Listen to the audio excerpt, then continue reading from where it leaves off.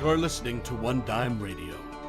Become a patron at patreon.com/onedime to support the show and get access to extra content.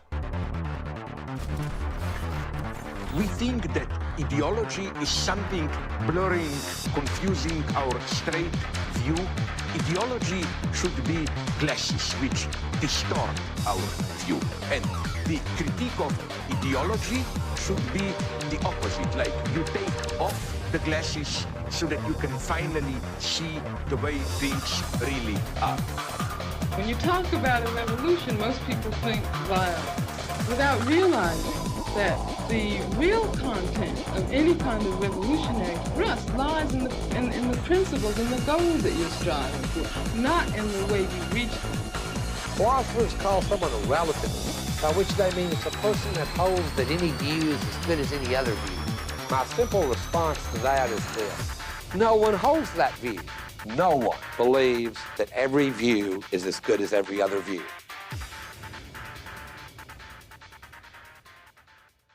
Welcome to One Dime Radio. Today I am here with Daniel from the YouTube channel called Anark to discuss the topic of, well, you guessed it, anarchism. I am not an anarchist myself, but as I've said on the show before, we want to discuss various different perspectives politically. And I think it has become ever more important to actually understand what anarchism is and the anarchist positions on things from a person who is an actual well-educated anarchist. And it's very easy these days to kind of dismiss anarchists by, taking a Twitter anarchist or a teenage anarchist who, is just going through a phase or says some very ill-informed, premature stuff. And it's easy to take that as a sort of straw man to attack because let's face it, I mean, those anarchists do exist, but I don't think it's a very valid reason to dismiss all of anarchism based on that, in the same way that it would be silly to dismiss Marxism based on a guy on Twitter with a Stalin avatar. I've familiarized myself with quite a lot of Anarch's content lately, and I will say you have some like really well thought out content. Like you're doing the tasks that not just people on the anarchist side don't do enough of, but people in general on the left, they don't actually, think of what the alternative will look like and how to get there. And you have very in-depth stuff on how all of that could work or the problems associated with that. So in other words, you're thinking about the hard questions. And I think that's what we need to be doing. So this will be a very interesting discussion. There's a lot of questions I want to ask, and I think you're well up to the task to answer them, given what I've seen from your videos. But without further ado, would you like to introduce yourself, Daniel, and anything I missed? Yeah, no, I'm happy to be on here. Yeah, so my YouTube channel is Anark. My name is Daniel. I make videos which cover theory pretty in depth, but I also have a pretty significant focus on practice. This is partially due to the fact that after reading history, I can see how many things have gone wrong. And so obviously we're going to need to revise the things that have been done in the past. But also because I've been organizing for, since 2011, so about 13 years now. So I have some experience actually doing things on the ground. I know what it looks like to actually act and organize people towards action. But yeah, no, I love having discussions just like this. So I'm looking forward to whatever questions you've got. Yeah, part of who made this happen, I want to give credit to Marlowe from Moneyless Society, Zachary Marlowe. He's been on, we've had various discussions on One Dime Radio before, and he's also a very creative thinker interested in, the practicalities. I mean, what alternative do we want? And I think it's worth, looking at the differences between different tendencies on the left rather than this sort of naive approach of let's just not deal with any of that. Let's all unite in some united front and deal with that after. I feel like that's a kind of cover, for people under some sort of project, whether that be shoehorning them into like a Democratic Party or something, or a Leninist project. And, speaking of that, there's a lot of bad critiques I've seen of anarchism. I'm not an anarchist, and we'll get into some of my critiques, but there's a tendency for people to say, look, Friedrich Engels and his 3-page pamphlet on authority, he destroyed anarchism. What's there to critique? Let's let you say, what's the problem with, citing Engels' on authority as a rebuttal to anarchism? and in general, the accusation of authoritarianism? Yeah, I think that On Authority is a very weak essay. It reads to me, like in its historical context, as Engels being very emotionally charged. It's very knee jerk, it's very reactive. It doesn't have a very in-depth analysis. It's kind of this scattershot approach where he just makes every argument he can think of, and none of them really land because I don't think Engels actually had a very good understanding of what anarchists actually believed. And I think that is generally a flaw of authoritarian leftists in general. They actually have no idea what anarchists believe or have believed throughout history, the different varieties of anarchism, the different ways of conceptualizing change, as well as how political power structures work. So I think the main issue with the essay on authority is that Engels really just makes authority mean anything and everything he needs it to be in the moment.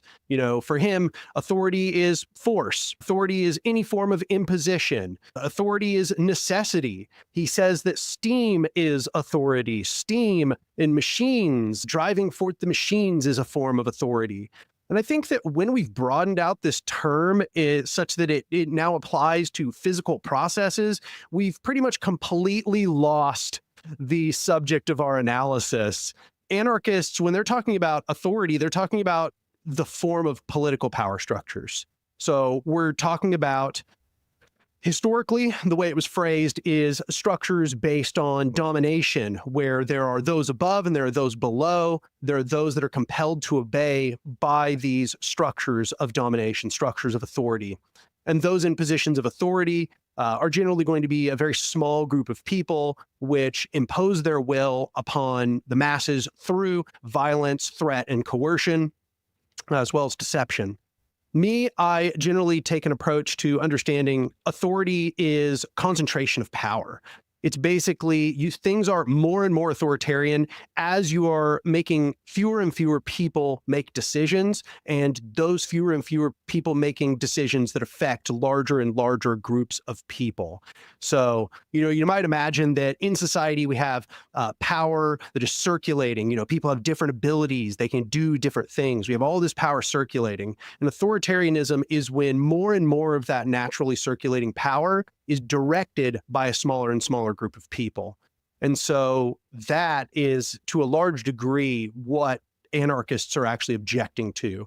And I believe, and anarchists historically believe, that the more that this centralization of power and the direction of power decision-making is centralized or concentrated in the hands of very few people, then you just get domination. You just get subjugation of the masses. As you are sort of divorced from the ability to make decisions about the world around you, you are more and more at the whim of the decisions of a very small group of people. Yeah, I think Engels is responding to a lot of the critics historically who would critique the French Revolution, for example, and the violence. And he's responding to people who are kind of just opposed to revolution. And he seems to conflate revolutionary violence as such with authoritarianism, and his famous quote when he says, "Revolution is the most authoritarian thing ever." And like you said, the thing with authoritarianism, it's more to do with the concentration of power. A thing is more authoritarian, not based on if it's more violent or does more bad things. It's more authoritarian the more that authority is concentrated in a few hands, right? And this is why I think a lot of these lazy kind of arguments are enabled by, lazy liberal imperialists. Let's be honest, because, there's this whole tendency of liberals who will defend America, which is, one of the most authoritarian states, authoritarian empires ever, They'll defend that. And then they'll say, oh, China, Russia, that's when authoritarianism is a problem. But when we do it, it's fine. And I think that kind of enables, the people who want to defend projects like the Soviet Union or just, maybe even the French Revolution, the Russian Revolution. They'll kind of say, well, look at this hypocrisy. See, it doesn't really matter, does it? Authoritarianism doesn't really mean anything. And I kind of think, that's kind of silly. Even Mao was Mao thought the party was getting too authoritarian. There's a kind of awareness after the fact, or even Lenin right before he dies, and when he writes "Better, Fewer, but Better," when he says, the state we created is rotten and decrepit. The state is not that much different from the czarist state. He goes out and says that. Like, so to use that argument, I feel like it's just so lazy. It's also not even a good rebuttal of the classical liberal critique of authoritarianism, which would be that, the way to prevent the sort of tyranny that you would see in absolute monarchy, you need a kind of separation of powers. You need to have authorities be elected and circulated and be able to be thrown out. Now, of course, the kind of democracy we end up getting out of bourgeois democracy is highly limited. The people participation is limited, and the central authority is greatly enhanced. I mean, if you just read the Federalist Papers and look what Hamilton and Madison say about the president's basically an elected monarch. That's what they are. But yeah, I think that's worth establishing, just because when we get into this discussion more in our differences, like, I think it's worth kind of getting that out of the way, because I feel like, I'm tired of that being a kind of lazy argument, because then to me, that's like burying the question. Oh, if we don't have to deal with authoritarianism, then it's not even a problem we should think about. And it's like, how are you going to prevent the likes of a Stalin or, the abuse of power? It seems very lazy to me. It's kind of a little bit like the way Lenin also himself, I think, I do place a lot of blame at Lenin and kind of paving this road, because Lenin, in State and Revolution, which is his most like anti-state text, even in that text, he says freedom and the state can't coexist, which is an anarchist kind of position, right?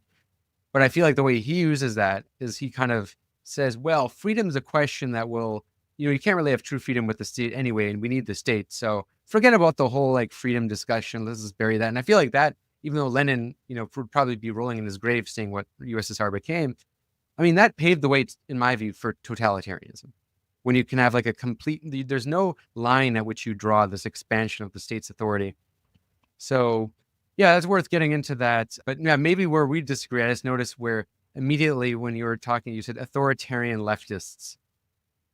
See, to me, that is a kind of a bit of an obfuscating label, because you would probably say all leftists are authoritarian if they believe in the state, I think. And I don't know, the way I see it more is authoritarianism is like a sort of spectrum. There's some degree that I think might be inevitable or necessary, and some, you can try to avoid it at some scales. I think anarchists are like, in a true sense, kind of anti-authoritarian. But Yeah. I see it as a spectrum, just because, like, I don't know, I take from a more practical perspective. Like, I think we should recognize and try to mitigate it. But you kind of use the word authoritarian leftist, and I can already imagine people listening are kind of, they hate it. They feel called out.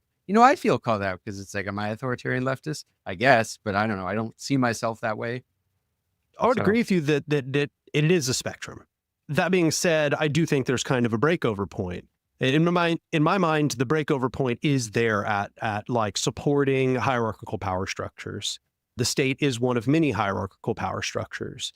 And in general, it is the one that leftists are most likely to support. They're more generally opposed to almost every kind of power structure, but the state gets a pass.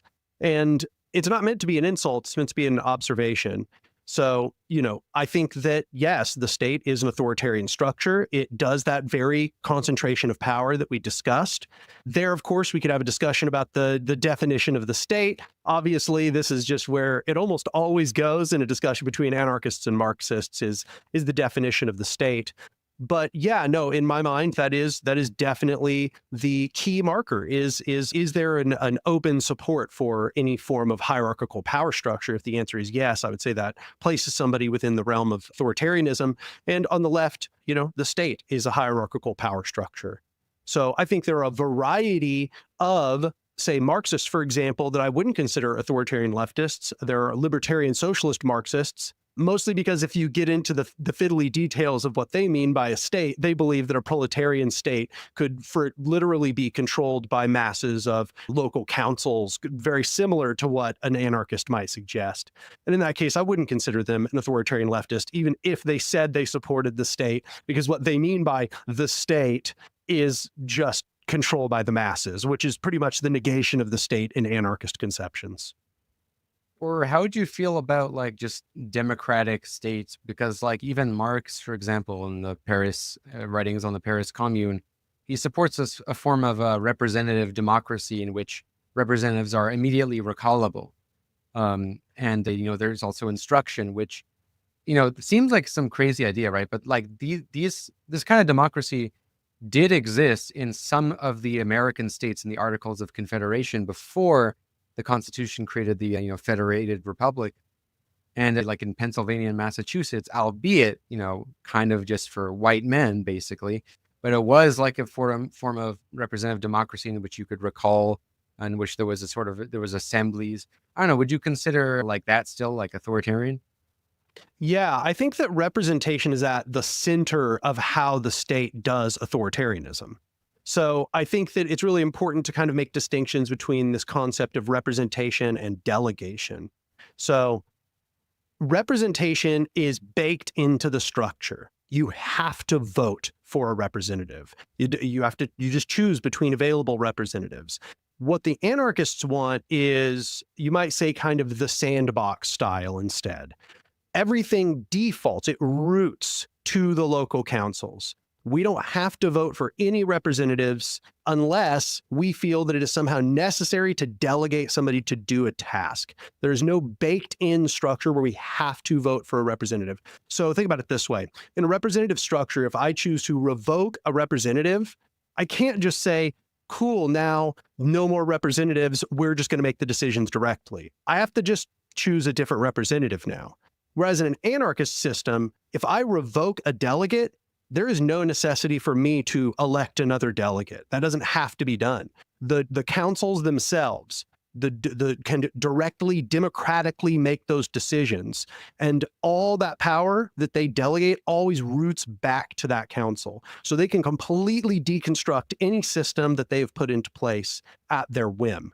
And I think that's one of the distinguishing factors between the state structure and what anarchists are advocating, is that difference between representation, which is structurally locked, is how I've often referred to it, and delegation, which is, this sort of open structure where we can choose delegates or we can choose to make those decisions on our own.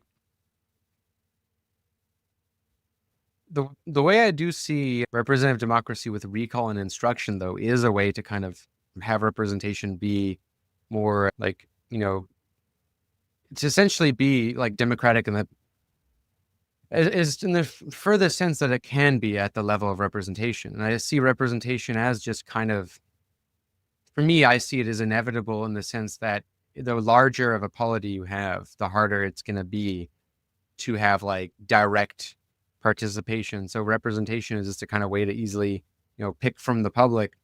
But if you have no monopoly on power, like in the way that there's no way to, like, no one has absolute power. I see that still as fundamentally democratic. And if you exclude means of, I think the purest way to have it democratic would be sortition, which I don't think you would oppose, right? I feel like you'd probably support some kind of sortition, but like, if someone is skeptical of that, right? Like, let's say you even had party democracy, but, the representatives are still recallable. I still think that it's not quite, locked in that way, you might say. There's still like a way for people to fundamentally hold them accountable, I would say it's still structurally locked. I still have to choose a representative. We can't just, devolve the decision-making back down into local councils. And I think that's a really important distinction between delegation and representation. I should also note that, those measures have already been put in place in various places on Earth. You look at, for example, Sweden. Sweden has a very democratic system. It's sort of a mixture between representation and local council democracy. So they have like means of local councils helping make decisions, but they still vote for their representatives and they can recall them. But one might notice that, Sweden's still backsliding, right? Sweden's still now backsliding into fascism. And in fact, they actually have an ascendant fascist party in their parliament. Should also note Canada, for example. Canada actually has recalls. You can do recalls of the representatives. We don't have recalls. We don't. I Oh, okay. recall. Well, somebody had told me that at one point. I thought I looked it up Yeah, and that I was the case. definitely don't. I would say so, but you're right about Sweden, and Switzerland also kind of works like that. Plus, they Mhm. have another, they have referendums as well and all that. No, I would say Canada is among one of the least democratic bourgeois democracies, actually. In some Interesting. regards, even less than the US. It's less totalitarian in the sense that there's less of a state apparatus that can like spy on you and send stormtroopers your way. But Canada, like, you vote for the party representative once and that's it. You're stuck for like 4 years. And the representative just votes with the prime minister. It's really sucks. Right. Yeah, but I guess the point I'm getting across here is that these systems have already been instituted within the representative systems that we have, right? We've already seen what it looks like when they're implemented. And what we see is that the concentration of power just still leads to all of the sort of perverse incentives and disincentives that we might expect from any old bourgeois democracy. And I don't really have any personal confidence that in a post-revolutionary society that this is going to go different, that these power dynamics are going to fundamentally change in any fundamental manner. I think that we've already kind of seen what it looks like for those to be instituted and that it produces a superior society, but it doesn't necessarily produce a revolutionary society. I think the only way you're really going to get a revolutionary society is by having this sort of system where all power defaults back to the local councils, where they form the mandates completely from those councils. So, one of the problems here is that the mandate, once again, for these representatives is baked into the structure of the system. They get to decide all the legislation. They're the ones that get to decide regulation. They're the ones that pass all of these, different legal, structural aspects of the system. We don't get any control over that except through these rare ballot measures that take place. Whereas in an anarchist system, it might be that we realize, hey, we just can't always be deciding on every single one of these details. We might need somebody to pay close attention to, I don't know, energy infrastructure. And, I don't want to have to vote every single time they're going to put up a new power line. That's just not necessary. So we would delegate somebody to, handle the power infrastructure. And if we did not like the way that they dealt with it, sorry, I have a kitten that is literally climbing all over my legs right now. If we did not like the way that they were dealing with it, we could revoke them, put a new delegate in place, or we could say, hey, actually, we're realizing that these delegates are making a lot of decisions we don't agree with. We're just going to get rid of that delegate structure, and we're going to go back to making decisions about that energy infrastructure within the councils. The mandates for everybody that is put into a sort of administrative or expert position where they have some form of in the moment decision making, that's always determined by the local councils. I think this is the only way that you get an actual transformation of decision making in society, while still maintaining this capability to develop compartments, to empower experts to make decisions on the spot. Because obviously that is one of the main objections to a horizontal system. I think you're correct that obviously this would allow for more empowerment of individuals and influencing their society. But your argument you sort of made about, Sweden and, systems that have more democratic representation, you seem to judge them a lot by their outcomes. Like, saying Sweden's backsliding, I assume you mean kind of embracing neoliberalism to an extent, as well as, xenophobia, anti-immigrant policies. Now, especially with that latter case, it's not clear to me that would especially with the anti-immigrant stuff, that would not happen under an anarchist system. Because, I mean, if you have if the assumption of democracy is like you do what people want, right? And this is actually something I worry a little bit about direct democracy, in fact, is, to what extent do people actually just want like xenophobic policies sometimes? Like in the case of Sweden, it's a highly homogenous society, very difficult to adapt to, very difficult language to learn. It's a country that fundamentally, doesn't handle immigration as well as like the likes of Canada, US, UK.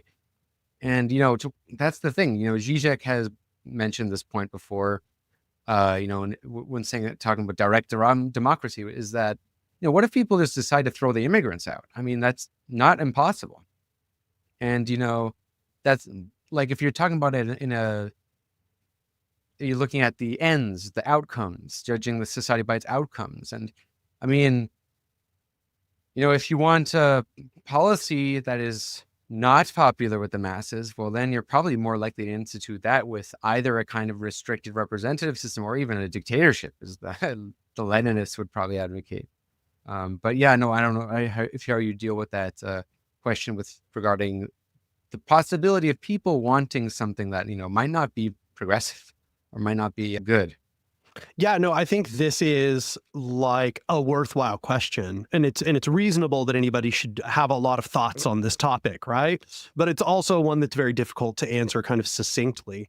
First, I would just like to say that insofar as that we are worried about establishing a system where xenophobia is institutionalized and it's carried out in mass, I feel like we already have pretty strong examples that authoritarian or hierarchical systems are not good preventatives, right? Like, I mean, we're living on a planet where every single state on Earth is a hierarchical power structure, and most of these states are moving more and more towards xenophobia. So this has always been kind of, for me, one of the kind of humorous things about Plato's old problem with the problem of the demagogue in democracy. Is it's like, there's always this conception that the demagogue is going to get empowered by direct democracy, and the will of the people is going to be negative, and that it's going to lead to all these negative problems. And I look at hierarchical systems and I see where we just have systems that already empower demagogues. All of these systems continually empower demagogues anyway. People are still voting for all these people into these power structures. Yes, these power structures have limitations, but as we can see, those limitations are kind of papered over by the power dynamics of these various systems, So that's just like one thing, is just to note that I don't think hierarchical power structures are proving themselves particularly good at controlling this problem of the masses and xenophobia. If anything, I think that they gin it up even more. They perpetuate these xenophobic us and other mentalities. That's like the first part I want to know, which is just to say I don't think hierarchical power structures are doing a very good job addressing it themselves. But I'll play defense nonetheless, right? Like I'll just explain for my own sake my conception of how an anarchist society is meant to deal with these problems. First, I'll just note no system is perfect. Obviously, every system will have flaws. Every system will have ways that it might degenerate into something negative. Every system, in my view, contains the seeds of its own destruction. That's just natural to every system. So anarchism will have flaws and it will make mistakes. I can guarantee it. However, the internal structural protections that you might do, for example, we can look at Rojava. So Rojava has what are like minority councils. So yes, they're making a lot of decisions through direct democracy, but if those decisions, say, bear on women, they bear on ethnic minorities, they bear on religious minorities, there are councils, literal women's councils, ethnic councils for different kinds of people. Say the Assyrians are one that a lot of people note. Religious councils. These come in when those sorts of issues are being decided on, and they have the power to intervene in that discussion, to offer amendments, to even veto the process in certain occasions to prevent those sort of negative things from taking place. So that's one solution. You create these sort of minority protections through minority councils. And that one is, I don't know, I can see that one is still having some significant flaws. I imagine over a long enough time scale, it might go wrong.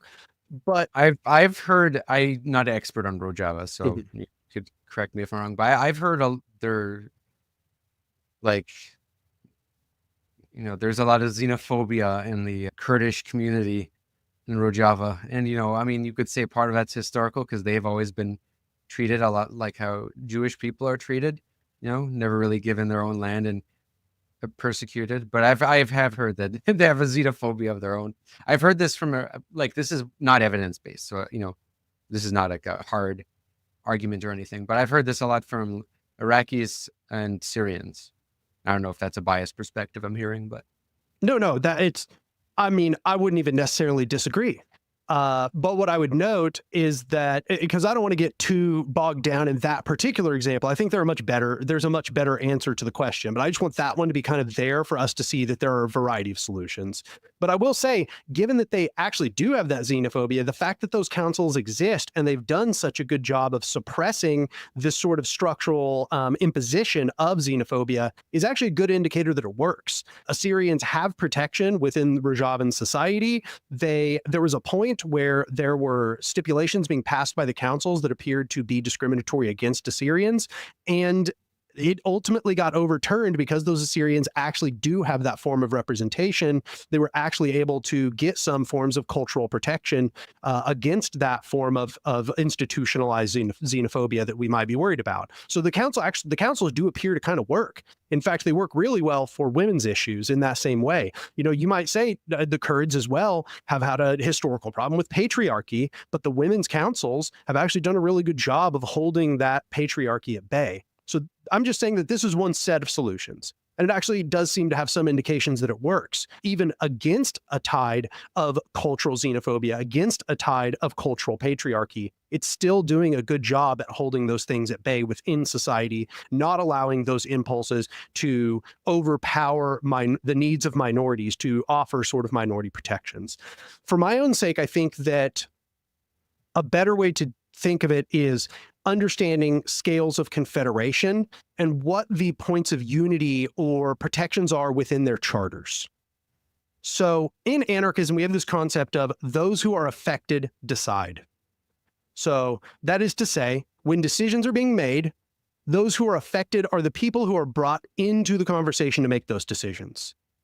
And when we are talking about human rights, that is something that affects everyone.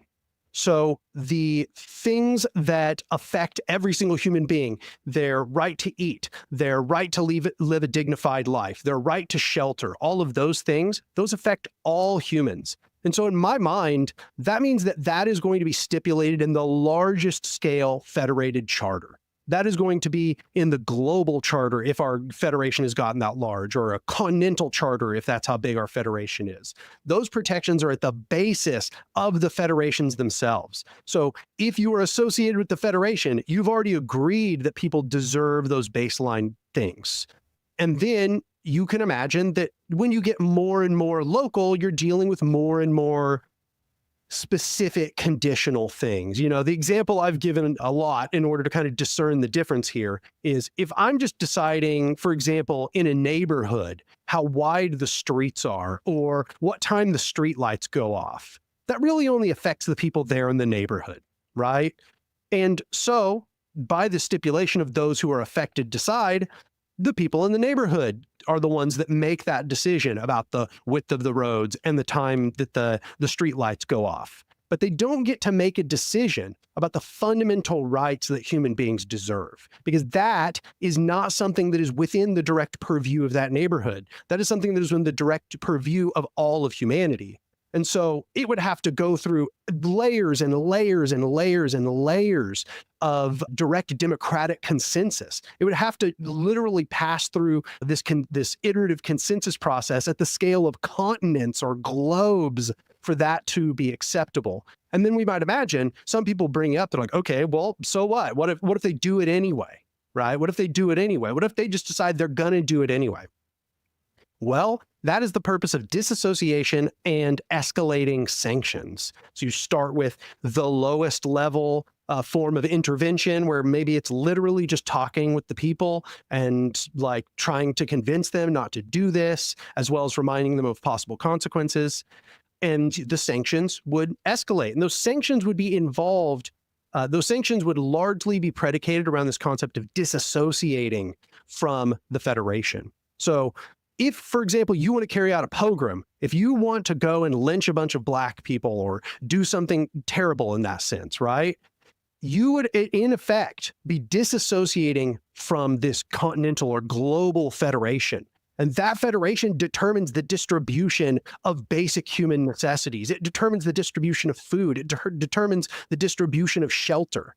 So if you want to have a pogrom, you're going to need to fuck off to the wilderness and do everything by yourself now, because now you've disassociated from a federation that determines the distribution of all things.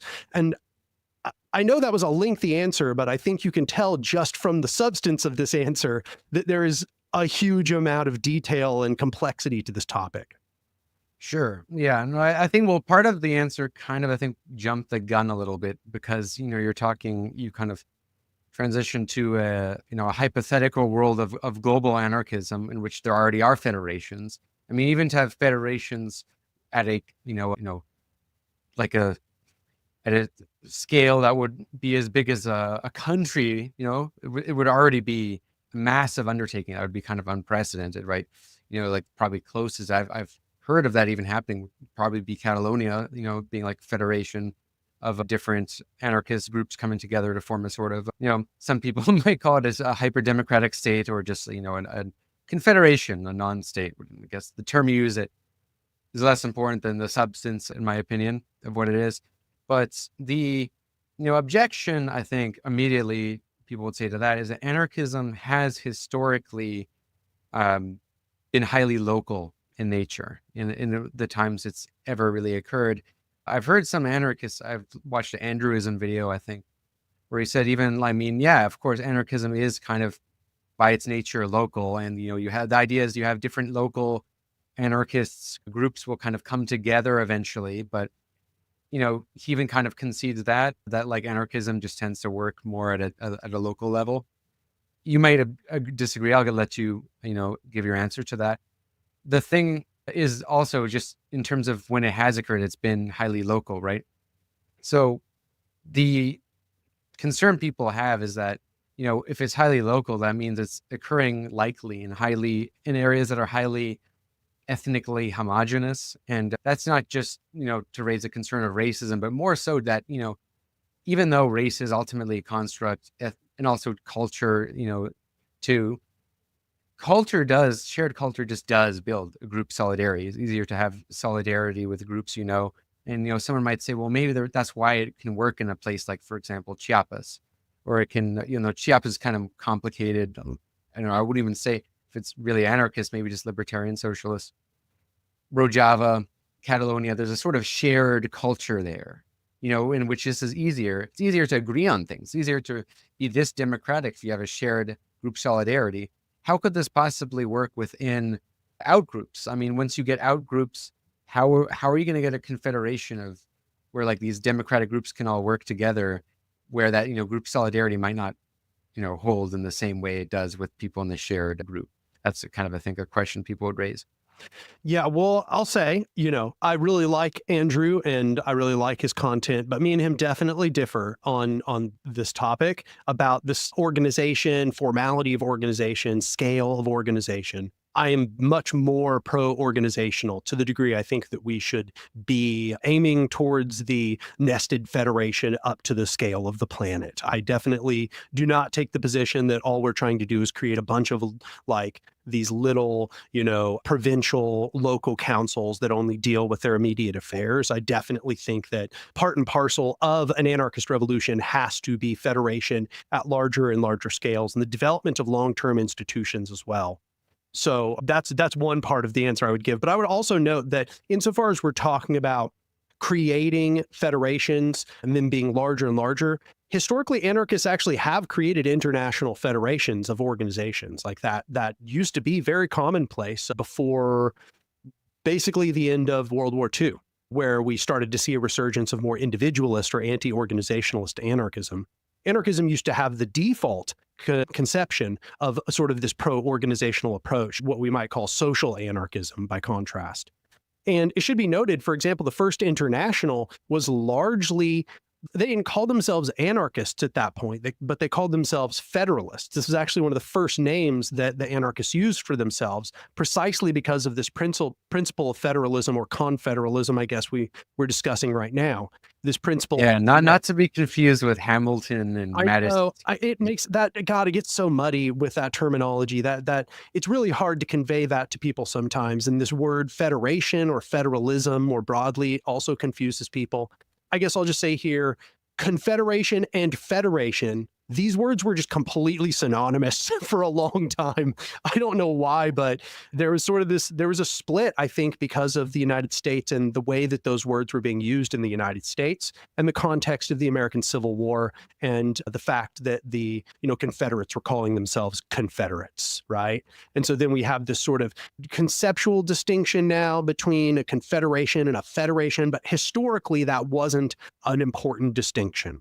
And so federalism was literally pretty much just laying out what I told you about this concept of nested structures that get bigger and bigger, have varying charters of requirements, each of them having disassociation and escalating sanctions and so on. This was just kind of the default assumption of the anarchist movement about how this would be dealt with. For the majority of the time, it was a revolutionary movement. And so the First International was almost like the culmination of this concept of this sort of federative principle within anarchism. And it should be said that when you go research the First International, that was the dominant conception. That was the dominant socialist conception at the time. There was all kinds of infighting and all that sort of like historically legendary infighting at the First International. Yes, unfortunate, but that's all, that's a separate story, trying not to go down that rabbit hole. But anarchists for the longest time have defaulted to this conception of the federative principle. So I just want to at least get that out of the way, right? A lot of the misconceptions people have about anarchism is because they're encountering what I might call individualist anarchism or anti-organizational anarchism, which is a relatively recent phenomenon, really only beginning to arise in a serious fashion starting in about the 60s or 70s. And its sort of high watermark was like the 90s and early 2000s. And now we're seeing this movement back towards a social anarchism and organizational anarchism, which is much more akin to the foundations of anarchism. That's one part. But then also you talked about culture, the importance of culture and homogeneity and so on. I actually agree in a pretty serious fashion that a shared culture is an important part of having a harmonious or a cooperative, a solidaric society. But I just want to note that that's not something that can only be achieved at the small scale. In fact, I think one of the reasons why the socialist movements were so successful in the past was that they developed this sort of international culture, and they developed it around the importance of the proletarian struggle. And there was this conscious development of a proletarian culture, which was unifying and which completely transcended national boundaries. And I think anarchism can do just the same thing with maybe what you might call an anti-hierarchical culture. Interesting. I would actually disagree that there ever really was that big of a proletarian culture, in the sense that I think even the proletarian movements all took on their national characteristics in their different areas. And okay, so I think the reason why people have this association with anarchism being localist in nature, is partially just due to the fact that that's kind of how it's manifested. Whether that's by how it must manifest is a different question. Like, must it be a localist phenomenon, or can it be, more internationalist? And I'll let you elaborate more on how that could happen, because this is what my objection would be. And I'm curious how you respond to it. I kind of think anarchism by nature will always be a kind of fringe movement, at least for a very long time. Maybe it could expand more, but the reason why I see it as localist is because, one, it's a highly radical idea. By nature, highly radical ideas are kind of fringe and become minority positions, unless three cases. One, that fringe position is concomitant with an existing cultural practice.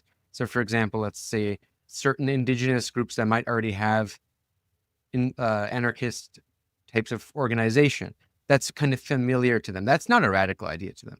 Or in Catalonia, for a long time, had democratic practices. I mean, it was kind of like the rogue area of the Spanish region. And, they had it in their culture for a long time, right? And the second way that, a fringe position could become hegemonic is a dictatorship, right? You kind of impose it on everybody. The third way, which I think is the hardest way, but, the only other way I can see it, is like radical position pretending to not be radical. And that's the only way I could see it being embraced by the public in a sort of like, if it was democratically elected. But that's the thing about anarchism. I see it as kind of, it's going to be seen as so fringe that by nature, it'll be very excluded to like a small area, And I saw this a lot with Mexico, because I know Mexico is a weird case because it's not, of course, Chiapas is not anarchist. They were a former sort of Maoist group that kind of became more libertarian socialist in how they I just like to more democratic. Let me respond to that directly, because I'm going to respond to everything else, but specifically only the EZLN, which is just the vanguard. That's only a few thousand people.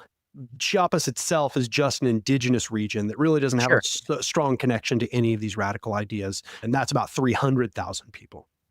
Right. Yeah. It's like saying that, the Bolsheviks controlled Russia. It's like saying the people were Bolsheviks. It's like, no, the people control it, like at the vanguard of the movement.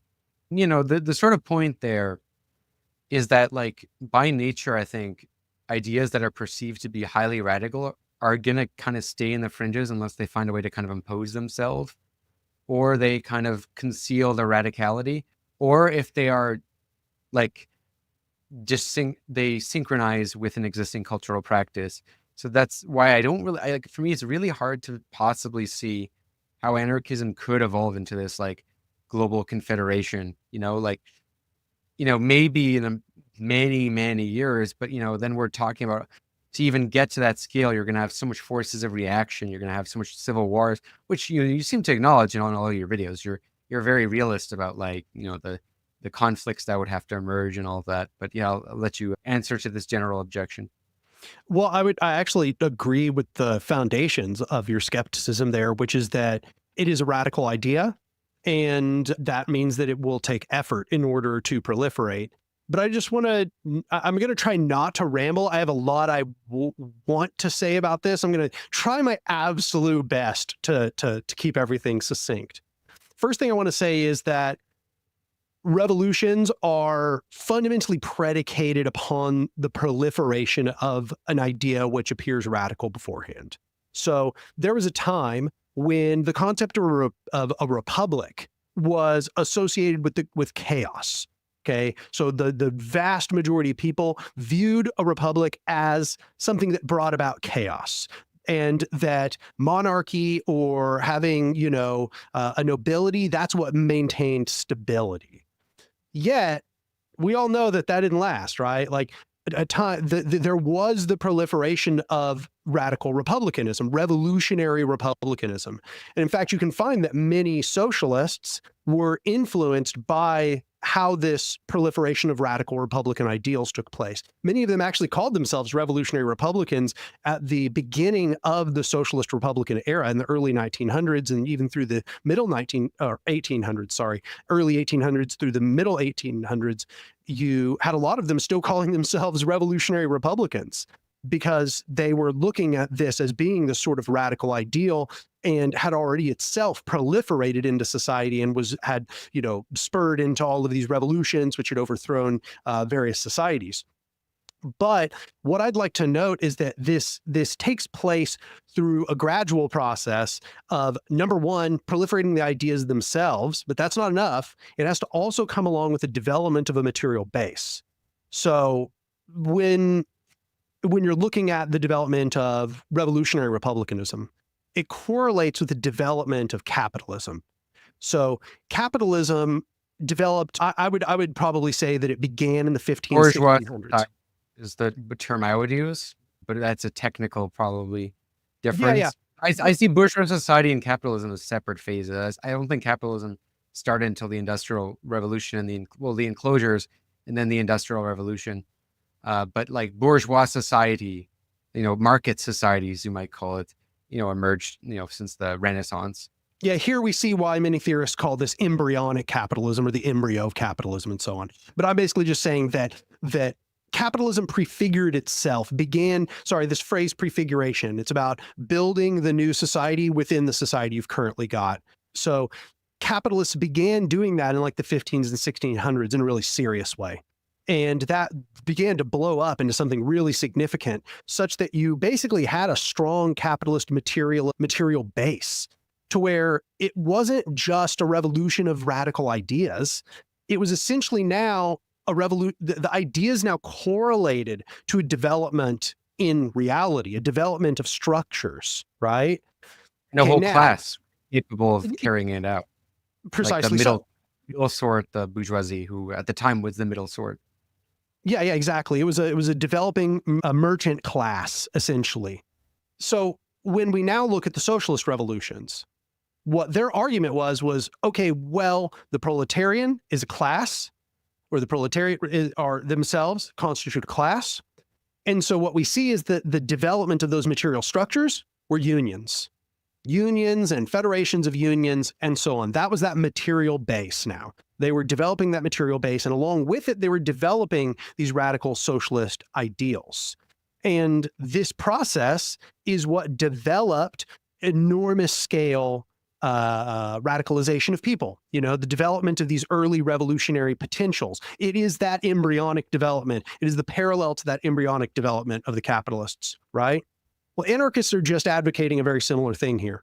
They're basically saying we're going to have to build structures from the bottom up. We're not saying that we're going to get everybody to agree with it, then we're going to put it all in place. We build it here and now, right? We have to build those structures. We have to build the councils. We have to build the direct means of empowering people. We have to build general assemblies. We have to build federations of all of these organizations, build workers' cooperatives, build mutual aid networks, build all of that stuff. And that's that development of a material base, which represents horizontalism. And at the same time, we are proliferating the radical ideology that also correlates to that material development. So I think this is where you get the importance of the concept of prefiguration, which I kind of, talked about just a moment ago.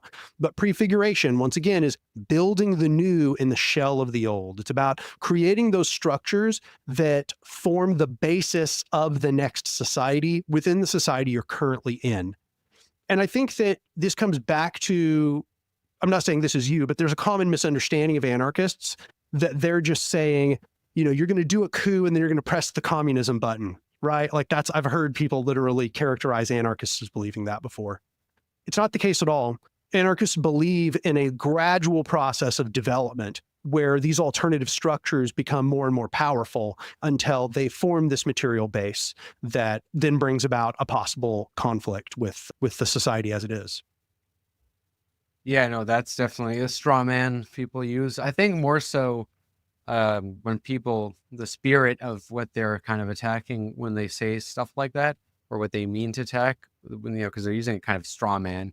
But I think the real objection underneath there is that anarchists believe that you shouldn't seize the state power, basically. You need to kind of do all this without state power. This is where I would disagree, just because I think, the state is what's going to ultimately repress all of this from happening.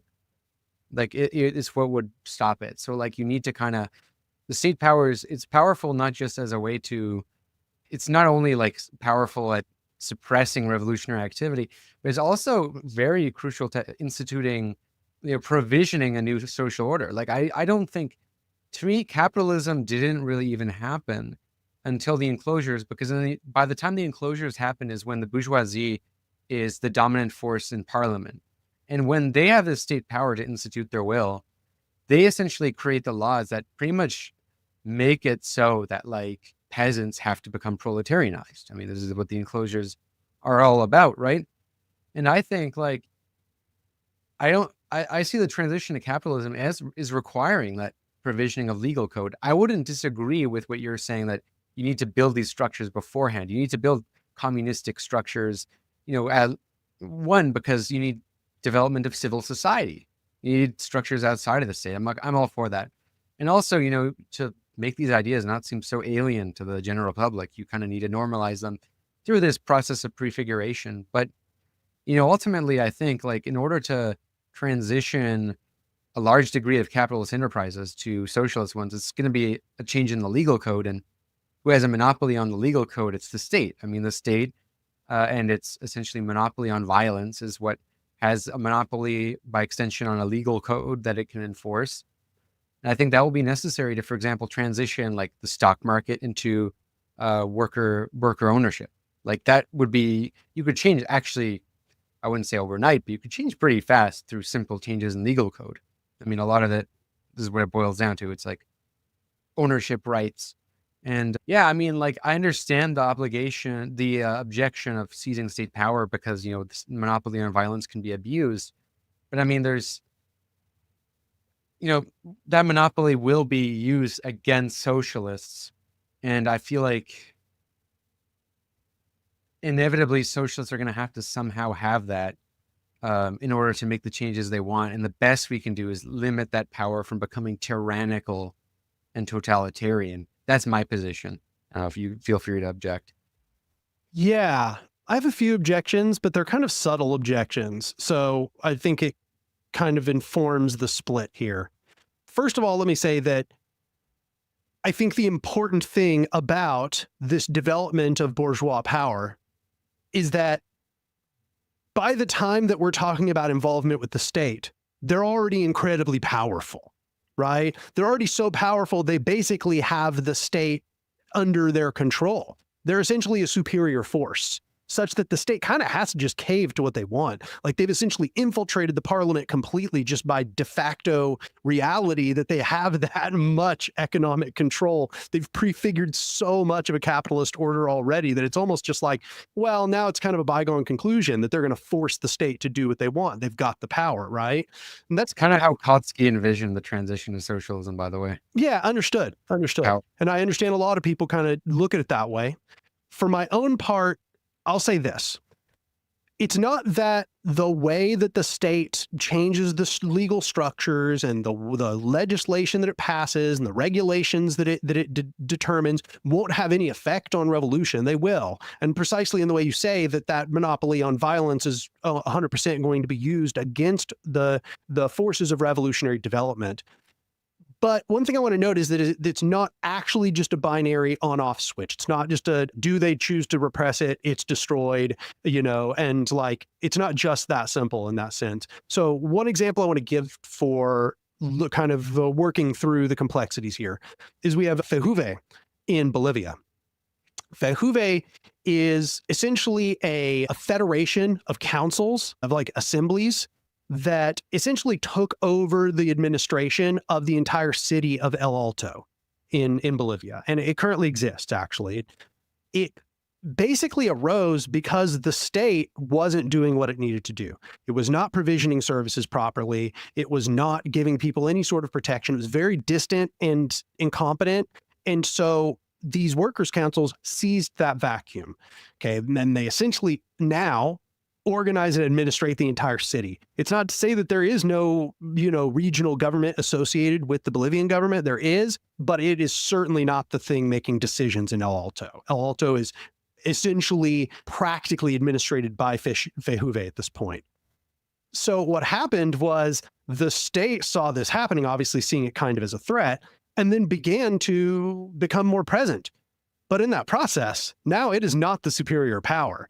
This alternative power structure, FEJUVE, is developed so thoroughly, they can't just come in and destroy it at a whim. It's not that simple. It's a city of 1 million people that have been inculcated in this alternative dual power structure, which existed beforehand. And so the state now is in that inferior position where it has to now kind of cave to what FEJUVE wants to do. FEJUVE has the power to get together mass protests. FEJUVE is integrated with a bunch of trade unions and federations of trade unions. Essentially, once you've got this superior power, then yeah, I mean, now you've got leverage over the state. I mean, if the state is needed and you need it to do something under your whim, then yeah, you get it to do something. But insofar as my concern is that I think people get this order completely reversed. Okay. What they do is they say, oh, we need to infiltrate the state. We need to get people into the state. That will get us power. Then that power will protect us. But that's generally not what history shows takes place. What history shows takes place is that when people get really obsessed with parliamentarianism, they get eaten by the system. The state consumes those political actors. Those political actors now just become state actors. So trying to reverse the order where you start with parliamentarianism instead of the development of a movement that has superior leverage over the state is just going to take all of your radicals, all your revolutionaries, and get them, they are going to get absorbed by the state. They are going to end up being actors that perpetuate the current state and not an alternative state. That if you're going to do that parliamentarianism, it needs to be as a result of you already having so much cultural preeminence, so much dual power, that it's like just a bygone conclusion. Of course you have power. Like, of course you're going to have people in the state. Some people are going to run. You've already got the culture. When they go to vote, who are they going to vote for? They're not going to vote for the person who is of a government they don't support. They're going to vote for the dude who represents all your dual power structures. But I find that people get that order completely backwards. For me, I'm not interested in that parliamentarian aspect. But I will say that for anybody that is interested in that parliamentarian aspect, you shouldn't be a parliamentarian. I know that's a weird thing to say, but if you care about the development of that parliamentarian power or that state power, you should reverse the order. Focus your mind completely on the development of that dual power outside of the state. Make it get so powerful that it has leverage over the state, and you'll find that it's just a bygone conclusion that your people will end up populating the parliament. That's my position. Yeah, so I agree with much of what you're saying, and I think that is not a lot of Marxists traditionally wouldn't object to that. I mean, the concept of dual power isn't like that you take the state and then everything will just happen. I mean, to even get to that position, you need to build power in civil society. And if we're to use the bourgeois revolutions and the development of liberal capitalism as a sort of comparison, I would say that, the emergence of capitalism and bourgeois parliamentarism kind of went hand in hand. I mean, like, as the bourgeoisie got more of a force culturally and economically, they, had more influence in parliament. I mean, it was kind of going hand in hand. And to me, that's kind of why I do see like social democracy almost as the kind of stepping stone to socialism, because, to even like think of having like a powerful mass movement like that, it needs to at least be capable of legitimizing itself on a state level. It needs to be able to kind of be considered legitimate. Now, there's obviously forces of reaction. I view neoliberalism fundamentally as a kind of attempt to sort of walk back all of the progress that was made by social democracy. And if you read like Hayek, for example, in The Road to Serfdom, his precise fear of social democracy is that it'll lead to socialism. It's honestly quite fascinating to read him, because, he thinks that, once you have like the workers feel empowered that they can, get concessions like that, and that they can win the concessions, and that you have a powerful labor movement, they'll just demand more and more and more. And then you'll just have socialism, and the state will, have tyranny over the liberty of private business. So, I mean, yeah, I guess that's sort of how I see it. So I don't think it's like necessarily to be juxtaposed. I wouldn't reject parliamentarism, especially because the only circumstance in which I would reject parliamentarism is a system in which nobody, or at least most people, don't view the process as very legitimate. So precisely maybe like Putin's Russia, for example. In Putin's Russia, their fake democracy is not really seen as legitimate by most Russians. You kind of have like puppets, opposition. People know that it's like not a real democracy. I don't think America is democratic either. But the thing is people still view the American system, for example, as like democratic to an extent. When there's instances in which the process by which people can win power democratically is clearly shown that that's impossible, which in America, I think, unfortunately, probably is, just because the American system is very unique as a bourgeois democracy in the sense that it's, there's virtually zero possibility for two-party competition, and for a multi-party competition, and as a highly unrepresentative structure. So I think, like, let's say you had a Bernie Sanders attempt to build Democrats into Labor Party, in which, yes, he did have more support than Biden. And if that was shut down, I mean, now that would build that would like delegitimize the system in such a way that where people would be like, well, yeah, well, of course, now I'm going to go seek extrajudicial means. Whereas if people see the state process as legitimate, they're going to see attempts to build revolutionary organizations outside of it as illegitimate. And that's kind of why I think one of the many reasons, there's many reasons why I think socialist movements haven't succeeded all that well. And first world countries, aside from, being rich is one factor. But I think another factor is that in countries where the process is seen as legitimate, people are less likely to kind of take a revolutionary road.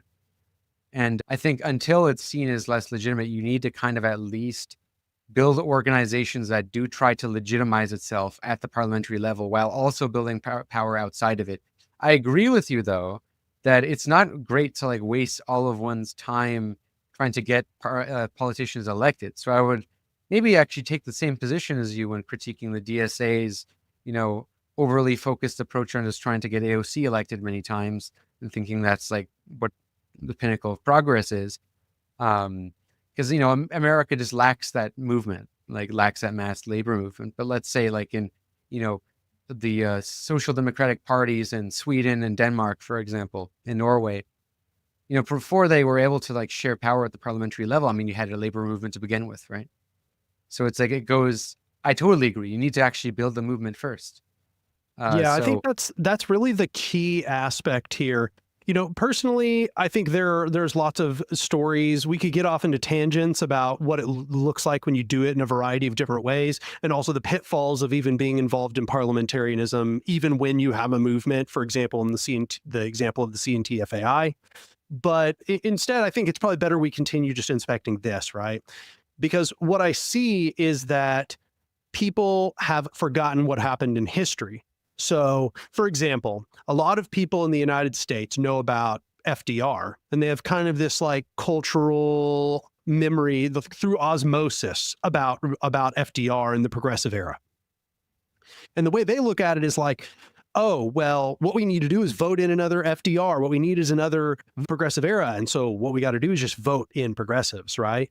But what they don't know, or I guess maybe has been purposely sort of obscured in this history, is that was the result of an extremely powerful labor movement, right? Like the labor movement had been being built since the end of the Gilded Era in the United States. In the late 1800s, it had already begun being built. And by the time that you got around to the beginning of the Progressive Era in the early 1900s in the United States, the labor movement was really powerful. It was so powerful. A crisis in the elite. You need a crisis in the ruling elite for it to even have the possibility of changing the structure. Like Roosevelt comes out also just because of the Great Depression.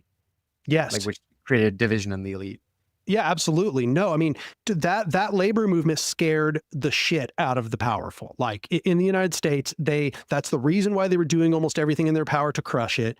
And interestingly, by the time you get the progressives, by the time you get FDR is going to the elite. And what he's basically saying is, listen, I'm your best bet.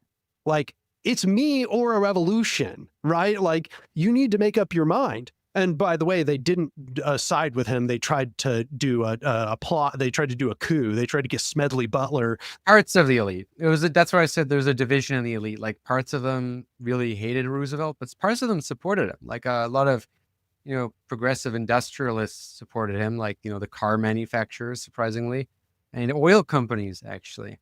It's a really weird, interesting fact. Like, he saved capitalism, that's for sure. I mean, he bragged about it.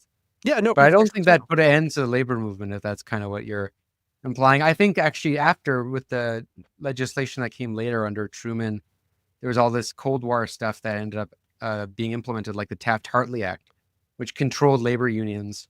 And we're able to like purge labor unions and have them kind of controlled by the state. And, I that's a problem. But I mean, I would say honestly, like the Soviet projects did all that kind of stuff too. Like Lenin in many ways kind of had the unions all controlled by the state. And you already know this, you have a video on this. But. Right. Yeah. No, but the thing is that I guess the difficulty here is that we now have a bunch of experimental data on this, right? So, we don't need to ideate too hard. We can kind of just look at the examples of when this has been done in the variety of ways it's been done. And unfortunately, what we see is that when you have an insurgent labor movement that then begins vesting a lot of its power in the, representative governance of the society that it's in, it feels like it's gaining power in that process. But weirdly, when you look back at the history and you really look at the details, what you find is that all of these kind of fiddly regulations and legislative acts that are passed have an effect of sort of de-radicalizing the revolutionary movement, of getting it sort of entangled in the effects of parliament. So, for example, I was just talking with a friend of mine who's a Swedish socialist about this last night, and he was talking about in Sweden. So in Sweden, they essentially had, as we just discussed a minute ago, a very powerful revolutionary movement. Like, it was one of the most powerful in the entire region.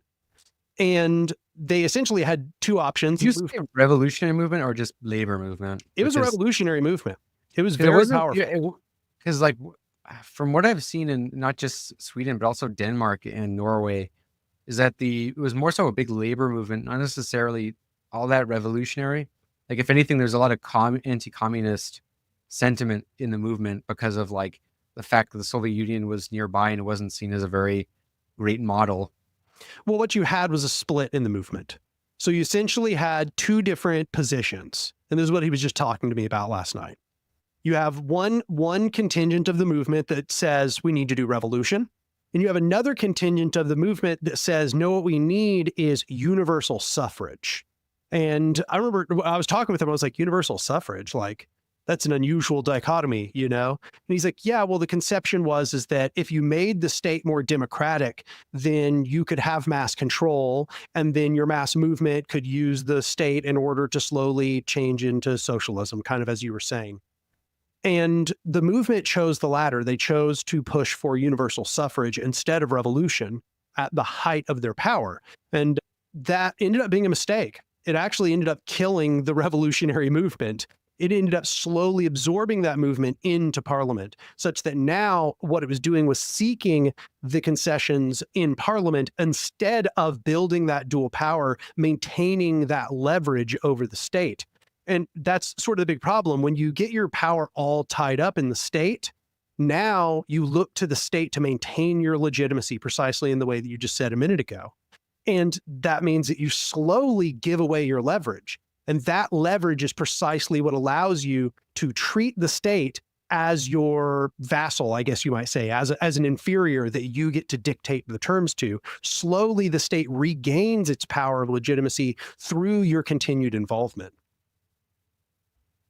So I think you're kind of mistaking cause and effect there, because those examples, when the movements were demanding suffrage, right? This is before the governments are seen as democratic. So it's not hard to see why a radical movement, after achieving quote unquote democracy, right, might de-radicalize in the sense that they think, oh, well, we have democracy now, we can do it, right? But the issue is that, you know, revolution is not even really all that conceivable unless, one, the conditions are so abysmal that people feel like they are willing to risk it, right? And two, if the state is seen as completely illegitimate, right? And the issue that we're in is, whether we like it or not, most of us are living in countries that have perceived democratic legitimacy. And as a result, an attempt to kind of bypass that will only go so far. It'll be naturally very fringe. And to me, this is why, like, America's an interesting case, because I think America is a, bourgeois democracy that could easily lose its legitimacy, because I think it's among the least democratic. That's why I focus on it so much. And its failure to democratize might in many ways catalyze a kind of revolutionary movement. But until you have that, like, decline of legitimacy, though, I think that, like, the radical movements are going to only go so far. It's easy to point to radical movements before in states that were before, like, suffrage, because, it wasn't clear to everybody that like, having a peaceful parliamentary road was even possible, right? But the issue is whether we like it or not. Like, I mean, a lot of people just think that. And I mean, even if a lot of people don't really believe that we have true democracy, I mean, most people don't think we have really true democracy, but we act as if we have democracy to some level, right? Like, people still, like, go out and vote. People still think that Trump is, voting against Trump is going to save democracy, right? So, kind of what I'm saying here is that, like, part of why I do see, like, you do need to participate in parliamentarism, not necessarily because that's the way you're going to win, but because that's the way you need to also legitimize yourself. I don't think that's necessarily going to pacify in nature.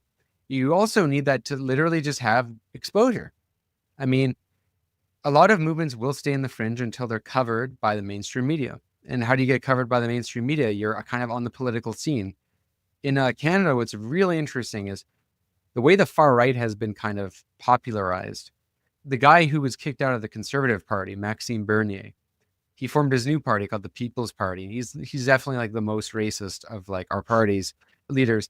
And that guy basically formed his new party. And, you know, for how poorly they were run and how dumb their leadership was, it's incredible how much they actually kind of succeeded in, because they were able to get enough public support to get platformed by the CBC and be in the debates. And that gave, what that ended up doing is that even though they didn't end up like winning, like, well, they won one seat once, then they lost that seat in the second election. But they ended up popularizing a lot of ideas that were not that common. In Canada, anti-immigrant ideas weren't popular for like the last 50 years, at least. The sentiment's very pervasive now. Part of it is due to material realities that have been happening, but also part of it is due to the fact it's kind of been normalized by that. Now, the way I see, like, what are the lessons for the radical left? I mean, maybe we do need, you know, these kind of parliamentary figures to normalize socialist ideas. And then to a certain extent, I see the silver lining of Bernie Sanders. What was so important about him was not that he was going to win the presidency and institute socialism. It's that his very existence and popularity on the mainstream political scene was able to kind of normalize the word socialism for once and actually have like interest in it more than ever. Like after Bernie Sanders in 2016, the United States saw an unprecedented rise in people signing up for socialist organizations more than ever. I mean, like, that's huge. So that's like, for me, also another the importance of parliamentarism is that, you know, the general masses, the quote unquote normies, a lot of them aren't going to be seeking the kind of, they're not going to be watching channels like you and I. They're going to be kind of hearing about things from the news or some mainstream outlet. And, you know, what's the easiest access to be talked about is through the kind of mainstream political scene, right? And at least like I see that as a way to broaden the discussion so that if the parliamentarians fuck up or that they're suppressed, you know, then there's a radical side people can join into. But you need at least that pipeline, so to speak. So I see like parliamentarism as very important. I'm very against kind of retreating from it. But at the same time, I think most people are better off just joining an organization instead of like trying to, you know, canvass for AOC. You get my point here. Yeah, I think I held basically this position for several years myself. I would say from about 2011, when I joined Occupy, until a little after Bernie Sanders' second run, I think I kind of held a pretty similar position. But then I read a bunch of history of how this all went. And it severely disillusioned me to the effectiveness of this particular tactic. One thing I do want to say, just referring to something you were talking about with legitimacy, you know, in America, approval for our state is abysmally low. Abysmally. I just looked it up while we were talking. It is at 19%. Approval for Congress is at 19%. It's like that in Canada too.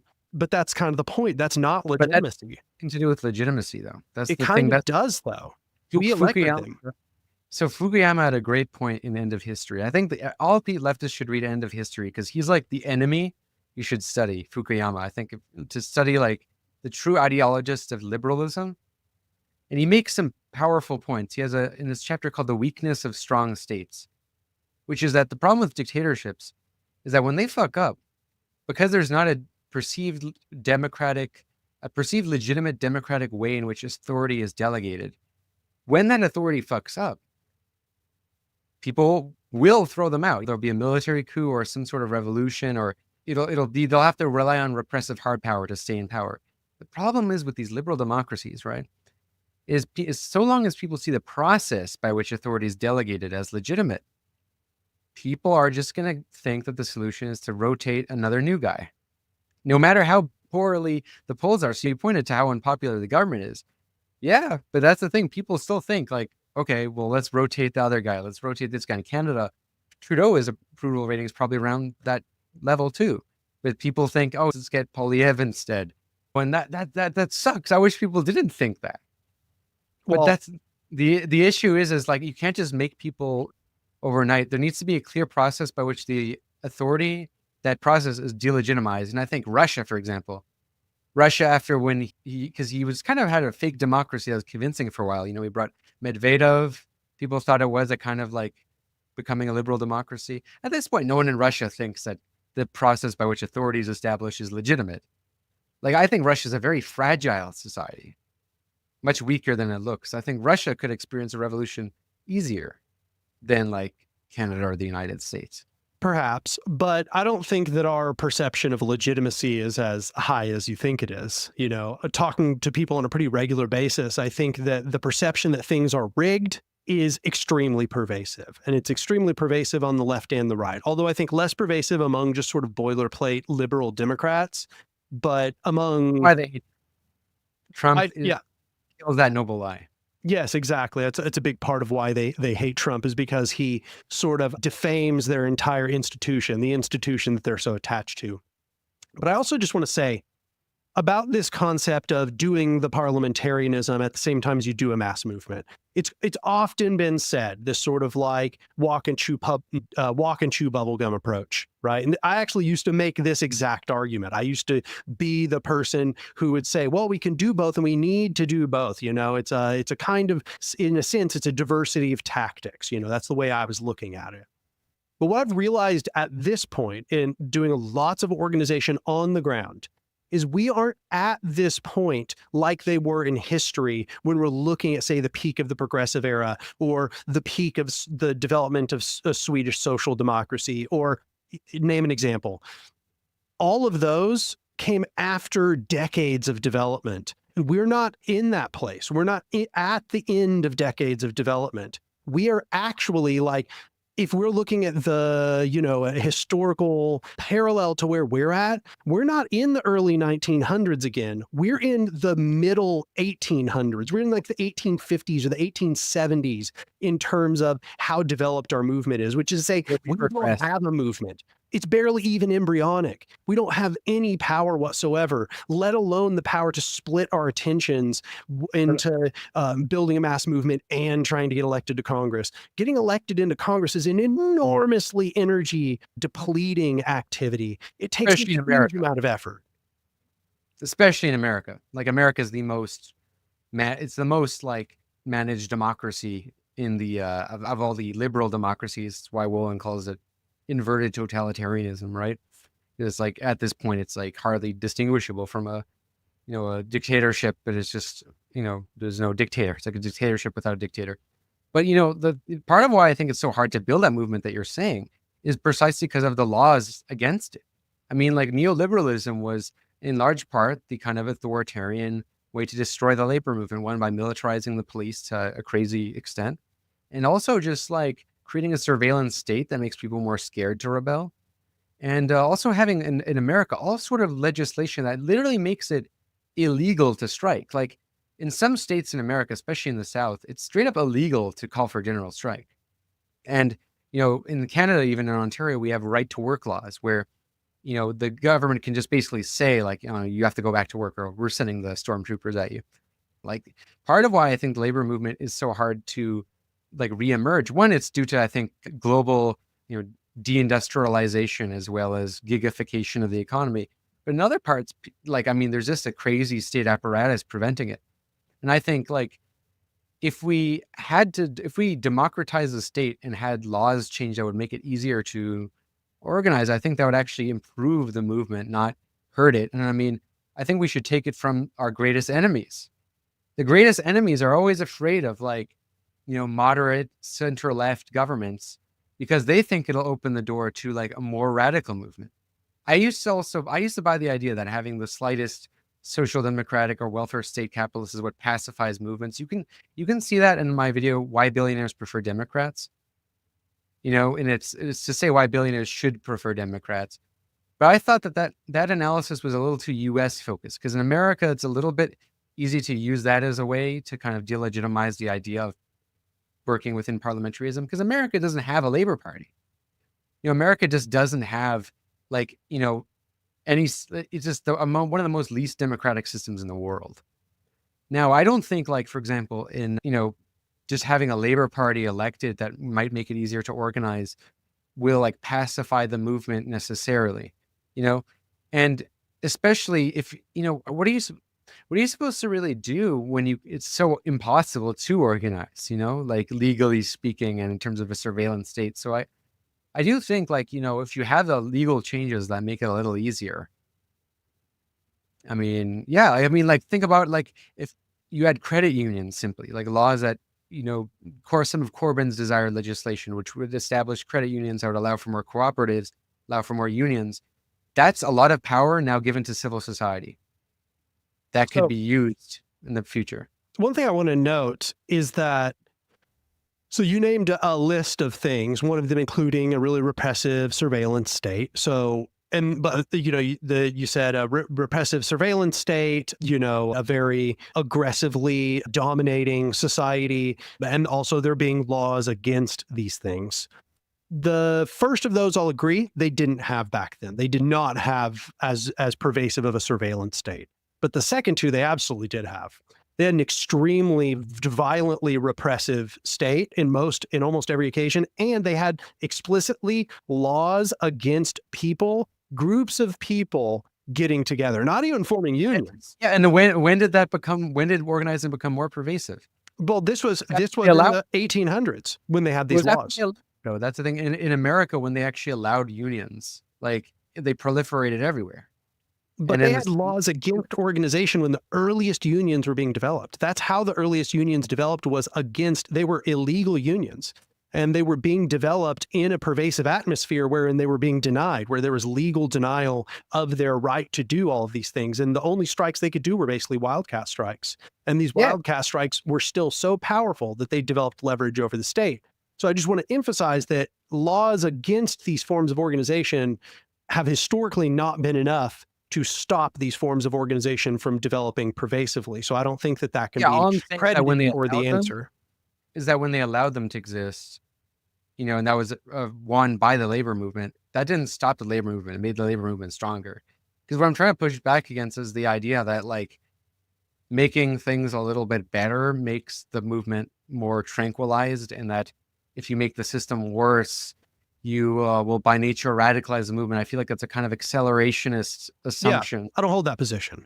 But I will say that it is the case that when you have gotten lots of concessions from the state, you then begin to look to the state for your concessions rather than the development of your movement itself. And we see so many examples of this that it just can't be flat out denied. We have to take a nuanced position on this, where it can't just be said to be one extreme or the other. There are many occasions where using the state in order to verify the power of your movement leads to you being controlled by the state. So, for example, you said when they made it legal to build unions, it made the movement more powerful. Well, in a sense it did, but it actually led to less radical strikes. Just using the US as an example here. We had way more radical wildcat strikes when we weren't really allowed to do them and weren't allowed to form unions in that sense, and didn't have a bunch of strict laws about how you develop unions and when you're allowed to do a strike than afterwards. And in fact, that is verifiable. If you go and you look at when there were laws passed around when strikes could be done, how unions were formed, what the basic foundations for collective bargaining were in the United States, it severely de-radicalized our unions. It really was the mark of the beginning of the liberalization of American labor unions. And what period specifically would you say, like, time, like, just date-wise, when the movement began to de-radicalize? Sometime between the 1930s and 1950s is kind of the mark. America specifically, or yeah, I'm talking about America here. But you can see these examples in many different places. Red Scare?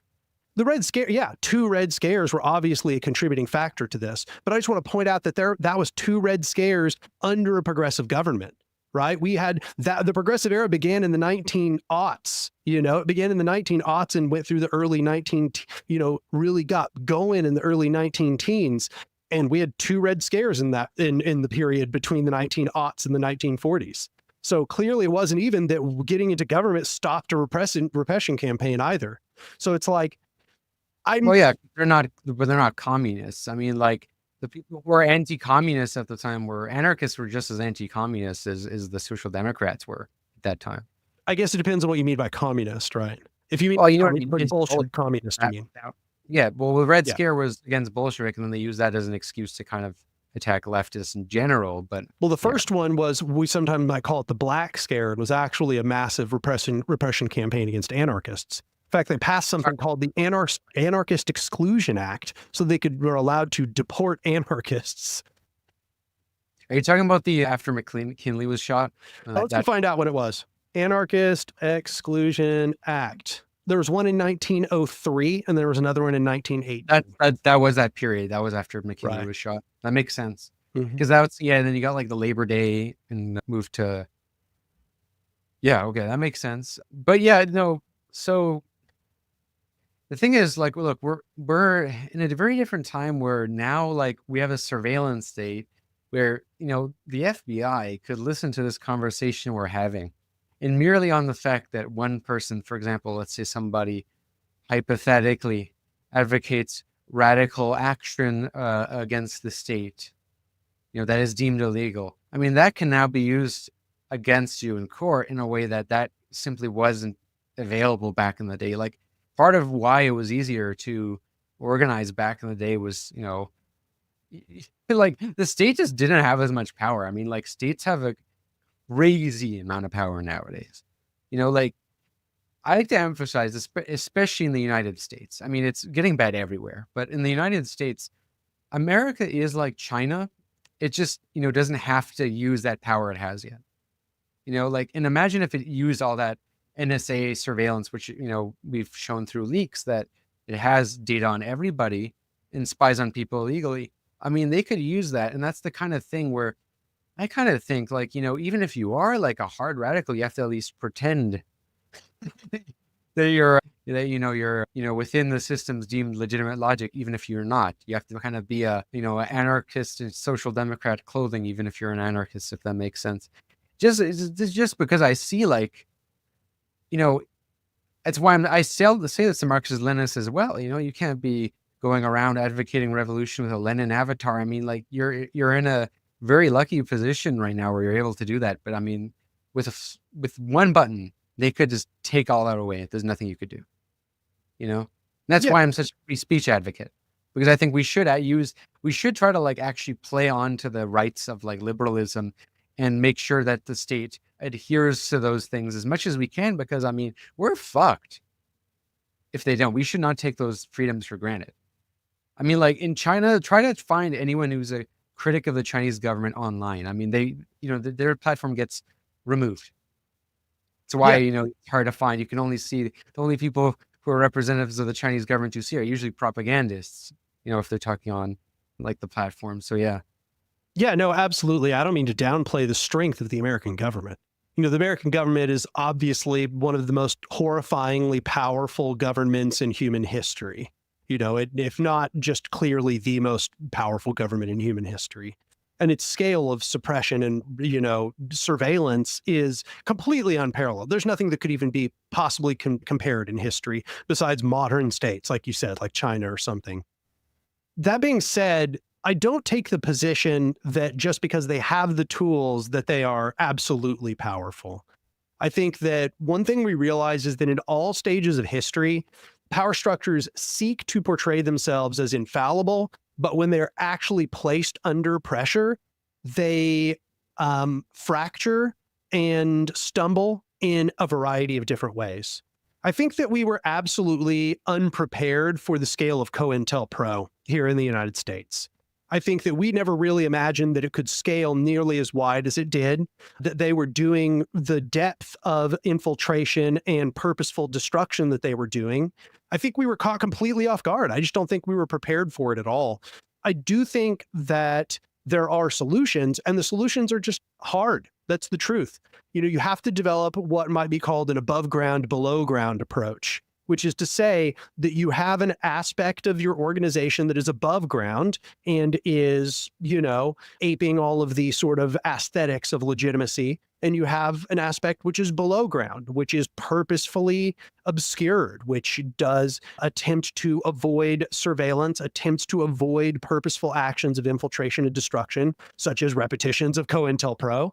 And I think that that's what we've seen has been happening in a variety of places on Earth, where I'm not going to say they're experiencing the same things as the United States, because it's, once again, it's just wildly out of control, but they are experiencing purposeful repression by their states. And this is pretty much what they do. You know, you have some aspect which is blends into civil society, and that's because it is trying to provide services, provision services for civil society. And you have an aspect which is below ground, which is illegible, which is not easy to suppress, which is not even easy to find by even the most sophisticated government surveillance. And you have to be very conscious of the sophistication of government surveillance. That being said, I don't want to downplay how bad it is. It's bad. But I also want to emphasize that every government tries to present itself as this, completely impenetrable, completely undefeatable thing, whereas history just doesn't show that that's the case. I do think that, first of all, I would agree with your above ground, underground approach. I think that's wise of any organization. We had a lot of communist parties operated back when, they were deemed illegal, right? But I think the fact that the United States doesn't need to use its hard power as much as it could is reflective of their power. And when it starts using the repressive power as an indication of when that power is declining.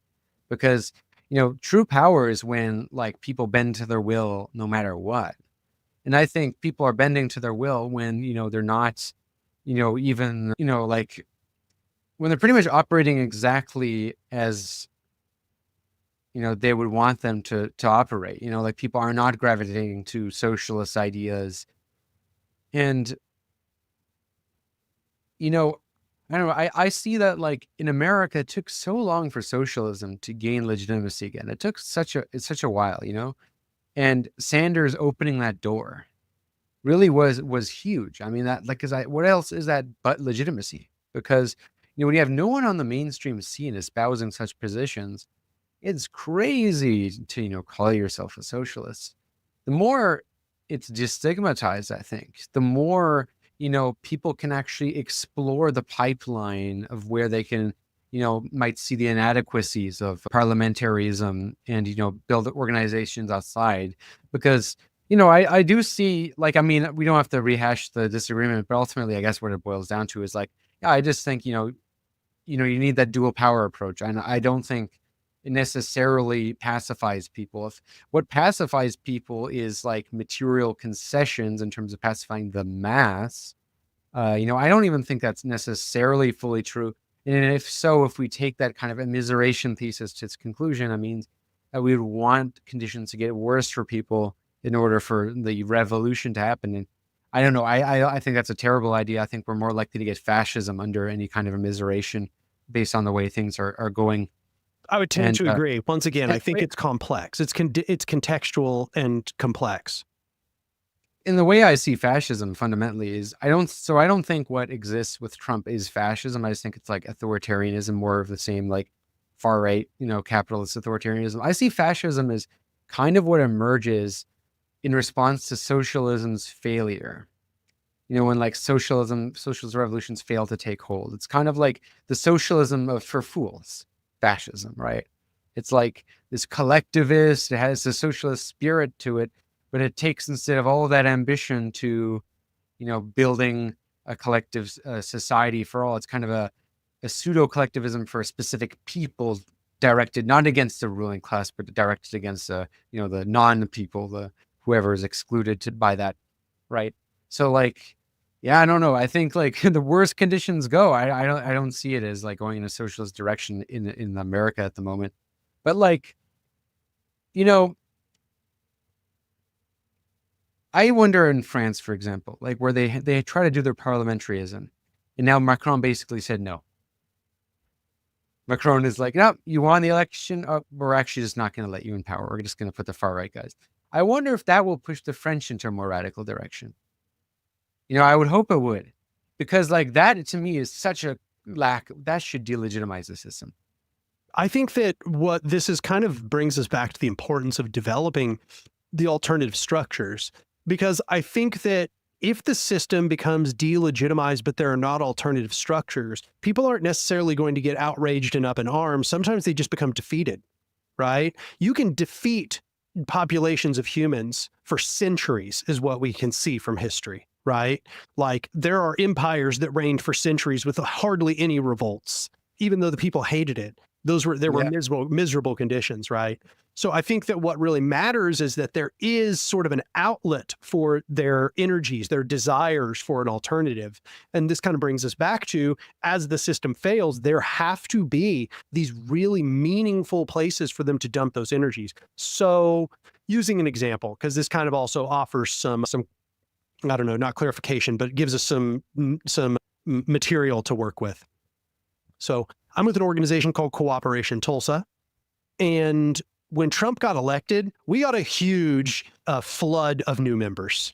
We got a flood of people applying. We got a flood of new volunteers because they needed an outlet, right? So Trump got elected, things got bad, and then boom, they flooded into the outlets. But imagine there had been no outlets. Imagine that, everything had just been focused on electoralism, and now they're pissed about electoralism. They don't think it doesn't work, or they don't think it works, and there's no place for them to put that energy. They're probably just going to be defeated, right? They're just going to give up. They're just going to embrace nihilism. They're going to embrace hopelessness. And that's why, in my mind, 100% of my energy is always focused on developing these alternative structures. I actually just want to say, because, you brought up immiseration theory, and I do think that's kind of at the center of what's being discussed here. And we can kind of, or just for anybody listening, I don't know how familiar people are more broadly, but immiseration theory is the concept that as the conditions of people get worse, they develop a more radical or revolutionary class consciousness, which then pushes them towards revolution or revolt of some kind. This was very popular among the foundational leftist theorists. However, I agree with you that history hasn't really borne that out. History has not borne out that that's what happens. But it's important that as the immiseration takes place, we use this dissatisfied energy, we funnel this dissatisfied energy towards the creation of the alternatives that might one day develop to such a degree that they can have leverage. It also has to be said that these states aren't going to last forever. The United States is very powerful. It is still the global hegemon, but no state lasts forever. The United States will not last forever. It will, and perhaps is, experiencing decline. And as that happens, immiseration is going to get worse. The conditions of the United States, once again, we've been doing a lot of United States, but just using the United States as an example, as those conditions get worse, people are going to be pissed. These are people that live in the imperial core. As the state fails to prove its legitimacy in its ability to provision services, this is precisely where revolutionary movements need to be trying to emphasize and expand, because this is one of the unifying factors I've seen in everything I've ever studied in history. Where hierarchical power structures fail to provision the services they promise, that is the vacuum where our movements must expand. It's in precisely those places where they failed to give us what we need that we must provide for ourselves. And when that takes place, we develop the legitimacy of the alternative. And I think that's why I brought up Fejuve earlier. This might get us into some other things I wanted to address, which are some critiques I have of anarchism, mainly due to the way I view history. I tend to have a different view of history than a lot of the way anarchists depict it. One is, the state, because the objection of anarchists to the state is that it has a monopoly on violence. Now, to me, it is the state's monopoly on violence isn't, unequivocally a bad thing. It is a dialectical character. There's a consequence of that, right? The issue is that it can develop to such a degree where, it can become super authoritarian and even totalitarian. But, I see the state's emergence as kind of a way to, out of a evolution of essentially what were like balkanized mini states before. And, if you look at what we had before states, is like you always had competition over territory, different groups competing over territory. And if you look at the evolution of states, I mean, it starts with, tribes, then tribes form into clans. Clans sort of then compete for regional territory. And they're like almost proto mini states. In these sort of societies, there's a feature of a kind of in-group solidarity and out-group hostility, which they battle for each other. And, of course, there's different kind of mini states, or if you want to call them that, like these mini so-called primitive societies throughout history, some of them which were highly egalitarian, some of which were not, and this is another difference I have is, there's a kind of like anthropological argument that anarchists like to bring up in response to the human nature question, which is that, well, historically many groups have been highly egalitarian and even communistic, right? And the thing of what I feel like is missed about that is, yes, even though tons of indigenous groups have been highly egalitarian, what they miss is the kind of out-group hostility that still exists.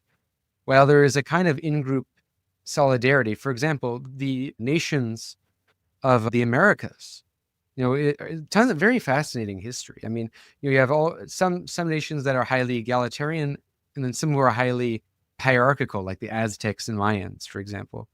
But even the ones that are highly egalitarian, even if there's egalitarian internally, there's a kind of authoritarianism towards the other groups, like groups that are egalitarian internally might actually enslave another tribe, another group. And I see the state as the state it sort of unifies different tribes by imposing a kind of monopoly on violence, And to me, it's not very clear that like, it's possible to really prevent, if you, let's just say the state withered away. I don't believe in the Marxist theory of the state will wither away. All right. I don't believe in this at all, by the way. I think it's such a strange, poorly thought out idea. But because the idea, if you had no class, that the state would just wither away, to me, it's like, okay, well, then there's all these other hierarchies you have to deal with. But to me, the state also, without the state, I think you'll just get balkanization of mini states and local states. Even if we get highly egalitarian local states, what's stopping them from being highly authoritarian when conquering other groups? Because that's what we saw throughout history, And that's, to me, I don't know, I have a more Hegelian view of the state. So that's where we disagree the hardest, is I kind of see an evolution of it. And the best we can do is try to make the most democratic state in which power is held accountable. So I'm, I guess, more of a classical liberal in that regard, because I look at history and I'm thinking when is it we ever really had stateless, classless societies? I mean, we do, right, in tons of local contexts, but what ends up happening is that another of those societies ends up conquering another society. So it's all right, is that good? I don't know. I'm for the human progression. So I know I'm curious how you answer these sort of questions. Well, I would not disagree with the idea that even some of these egalitarian societies were warlike.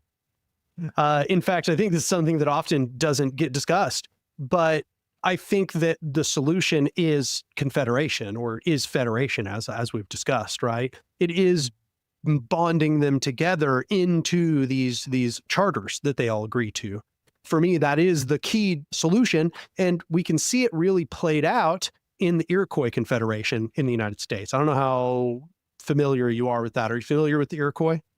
Vaguely, yes. I mean, because Roxanne Dunbar Ortiz talks about the Iroquois in her book, Indigenous Peoples, History of America, which I've been finishing up. But yeah, there are also examples she gives of an egalitarian group that was kind of, though, a little hostile to other groups, very authoritarian to other groups, but very democratic internally. Yes, but they had been warlike towards one another before they developed the Confederation, right? The Confederation is what maintained those peaceful relations among those egalitarian but warlike tribes. And what ended up happening was you developed something which was extremely robust, something that was more than the sum of its parts, something that practiced complementarity, where all at once, all of that internal conflict started to disappear. That's not to say that the Iroquois Confederation itself was not necessarily warlike with other surrounding areas, because it seems like it continued that behavior. but internally it no longer practiced that behavior. And I think what we're seeing here is it's not you need a state. It's that you It need seems to to me that there develop. was a state. That's why we might have a semantic difference. Like to me, the Iroquois Confederation was kind of like a state. It's just more democratic. See, I would disagree, but then we'd have to get into the nitty gritty of, once again, the definition of the state, which I kind of foresaw that was going to take place during this. But for me, the state is this, once again, it's that concentration of power. And that's not what was happening in the Confederation. Quite the opposite. The Confederation was predicated upon the sharing of power, the defaulting of power back to the individual councils, the collaboration of all of the councils, representation of different specific groups that had unique perspectives. There were women's councils, just like we discussed in Rojava, for example. Although they were different, they had an even more central purpose. But it was a confederation, right? It was not an authoritarian structure. They were not bound together by a single authoritarian structure. They formed a confederation, precisely as anarchists might suggest.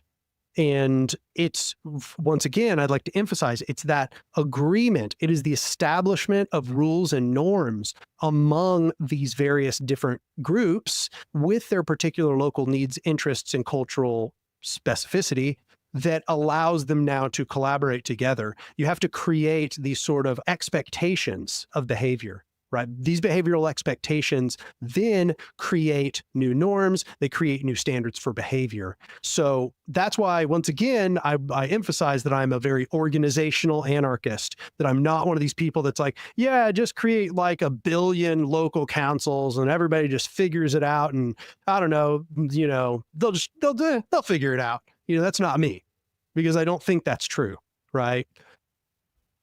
Well, this is really interesting because, yeah, like the position you seem to advocate for is very different from what I hear from a lot of anarchists, which is a lot of anarchists seem to argue for balkanization, essentially. Like, you just have these big states be chopped up into little local areas. What happens between these local anarchist areas? I don't know. And to me, I'm thinking like, what's stopping like one of the areas from just conquering the other areas and it just becomes a state again, the same sort of hierarchy, Well, I make that argument to them. That argument you just made is an argument I make to more anti-organizationalist or individualist anarchists often, because in fact, precisely what I've pointed out to them is like, okay, so you want a bunch of like super localized, do as thou wilt sort of groups, right? And they're like, huh? And it's like, well, that is precisely what allowed the rise of the state to begin with. Mm-hmm. Those are the conditions that led to the rise of the state. We already know that doesn't work because it didn't work, right? And so, no, I do not take that perspective. I'm not one of these people that's backwards looking. I'm not trying to valorize the organic society of humanity as having it all figured out. I do take that anthropological argument, which is to say we're clearly not just universally a hierarchical species because there have been many egalitarian societies, but I do not take the position that the solution is to move backwards, because I don't think that that's going to work. Once again, it didn't work. That's how we got the state. I guess so. I would be very sympathetic to the idea of like building a confederation. Where I would disagree is, to me, like that's like the best way to realize that is a republic. And I don't see a way to build. It depends, I guess, on the scale we're talking. Really, I don't see a way to build that kind of confederation you're speaking of without a kind of state that would enforce the laws after they've been made. So, like, I see democracy as a way to ensure that the decisions are best influenced by the people who live in those areas, right? It was a way to delegate authority and to kind of influence decisions. But once decisions are made, how do we make sure that laws are actually enforced?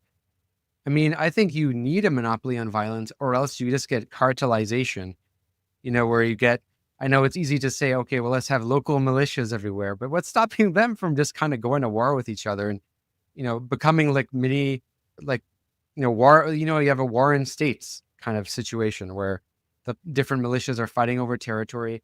To me, this was something fascinating that happened in the Cultural Revolution, right?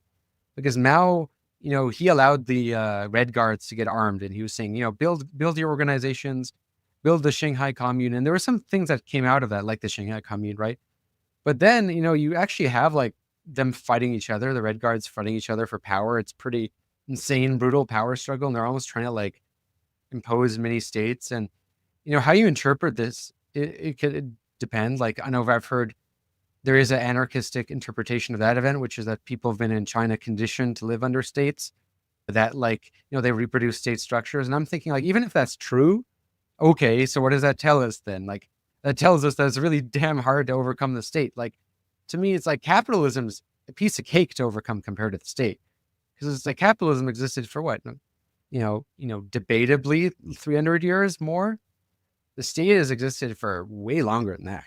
I mean, the modern state is a different question. Like, in modern advanced industrial society, the scale of the state and all the powers we seem to normalize, like, national security agencies, I think that's new. But a monopoly on violence, to me, I just don't see a way to overcome that, because at least in the near future, or any time in the near future, that's kind of going to be like the next contradiction after capitalism, in my opinion. After capitalist hierarchies, you get the next contradictions are the other hierarchies, that'll be kind of what we'll characterize division in society. But, to have a confederation, it's one thing to say, let's have a confederation of people within the state who already have a kind of basis of group solidarity. But like, let's say you get the different, imagine the Aboriginals, Métis, and Inuit in Canada were to somehow form a confederation. Well, it's like, to actually have that kind of be enforced laws, I mean, like, that's just end up going to have a state where you have like an official kind of monopoly on violence that enforces those laws in that legal code. Because or else, what are you going to have? Like, the different armies of the different peoples? Why would they respect the laws then? They could just not respect those laws and kind of impose on other groups. It's just like, that's how I see it, as the kind of state is a way to, it's almost like a parental structure. And I know I find it's interesting that anarchists sometimes oppose parental authority too. But it's like, it's like preventing your kids from fighting, I'll say this. I think, first of all, the solution is that they're also confederated, right? You just have the militias are not just free actors that all just do whatever they like, any more than all the councils are free actors that do what they like. Once again, that'd be the individualist solution. And I often find there's another point of disagreement I have with individualist anarchists or anti-organizationalist anarchists. No, I think you need confederations of the militias, and the militias have to be commanded by the councils, because the councils are the direct will of the people in given areas. And the solutions are, honestly, it's back to that escalating sanctions that I talked about, right? It's about scales of disassociation. It's about, what did you do and what federation charter did you violate in doing that, right? Like, did you violate the regional federation charter, or did you violate the federation charter for all of humanity, the continent or the globe or whatever it might be? Because disassociation could very well be the answer to that question. And disassociation means deprivation of the products of that scale of federation. And to me, I think that escalating sanctions is probably a pretty good solution to that problem. I absolutely do not take the... How do you enforce those sanctions? I mean, you just do them, right? How do you enforce them without a monopoly on violence? Well, first of all, I was also going to mention that this thing about the monopoly of violence, that's not anarchism. Anarchism doesn't even talk about this phrase, monopoly of violence. That's Max Weber. I know, he coins that definition, but like, that is, I know anarchists tend to use that definition of the state as opposed to the Marxist definition, which is one class dominating another, right? I mean, some anarchists do, but historically anarchists do not. If you're looking at anarchist theorists, the actual anarchist conception of what happens with the violence of the state is that it's just an outcome of centralization of power. If you centralize power, then yeah, you're going to centralize the violence. They're the small group of people that have had power absorbed into them to make decisions are also going to be the ones who command the military, who command the police, and so on. That's just an outcome. Like, because it's like the idea of the state is like, yes, it's you have a relative centralization of that, authority and legitimate, what's considered like legitimate law. Because the antidote to that is sort of like more decentralization, which to me, it's not clear that, without that, you'll just not necessarily get kind of like mini versions of the same thing. Because like, Okay, I'll give an example. I think one of the most familiar examples people in our part of the world are familiar with as a confederation would be the American states in the Articles of Confederation period, right? And, these are still like states, but under a confederation, America as like a nation state hadn't existed properly. Like, at this point, it was confederation of states, kind of like the European Union. In many ways, the European Union has far more power than the United States did as a central body at that time. But, even then, right, you have like these different states ultimately having jurisdiction in their areas. And, that led to some very great outcomes in some states. And in some states, they're pretty horrendous. Like, some states, like the southern states, all had like slavery and stuff. Some abolished slavery in the north, right? But like, in a complaint that almost all of the statesmen in this period had was that it was a very untenable system.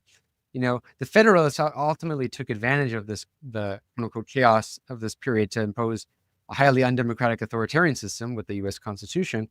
But, even the anti-federalists who are more, for less state power and more democracy also saw the problem with it, which was that you couldn't enforce a damn thing. Like whenever the state tried to levy taxes, for example, like some states could just be like, nah.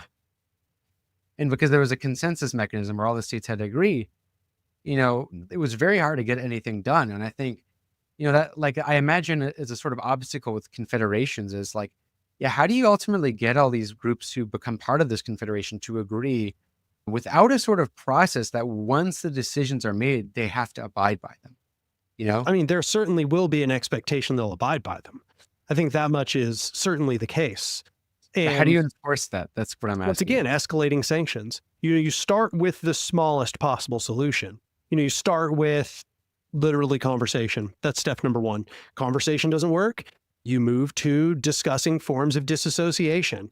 You move to, figuring out like, well, the decision you're making violates the charter of this scale of federation.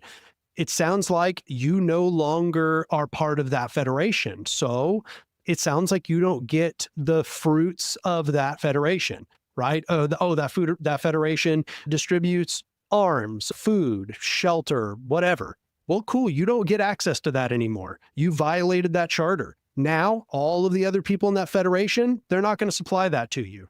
Remember that I'm not talking about a capitalistic system. I'm talking about a communistic or a socialistic system, right? Where you have direct control of all of the means of production by the workers. The workers themselves are the ones making decisions in the councils. I think it'd be hard to enforce those kind of sanctions you're talking about. Well, but they're the ones that are making the decisions. So they're the ones voting on those decisions and then carrying them forward. They're not being imposed by a secondary group making decisions. They are the ones that made those decisions because it's a directly democratic process. In representation, some person who you maybe have never even met is making decisions, and then you, having never even had any feedback in the matter, have to abide by them. Of course, there has to be some very forceful mechanism to make sure at threat of violence that you're going to do it. But in a system where literally all of you came together and made the decisions, you're going to need a lot less of the coercive violence in order to get people to abide by the decisions they literally just made. They literally all came together. All of them coming together. Can you just specify for the audience, like the way that democratic occurs at the confederational level?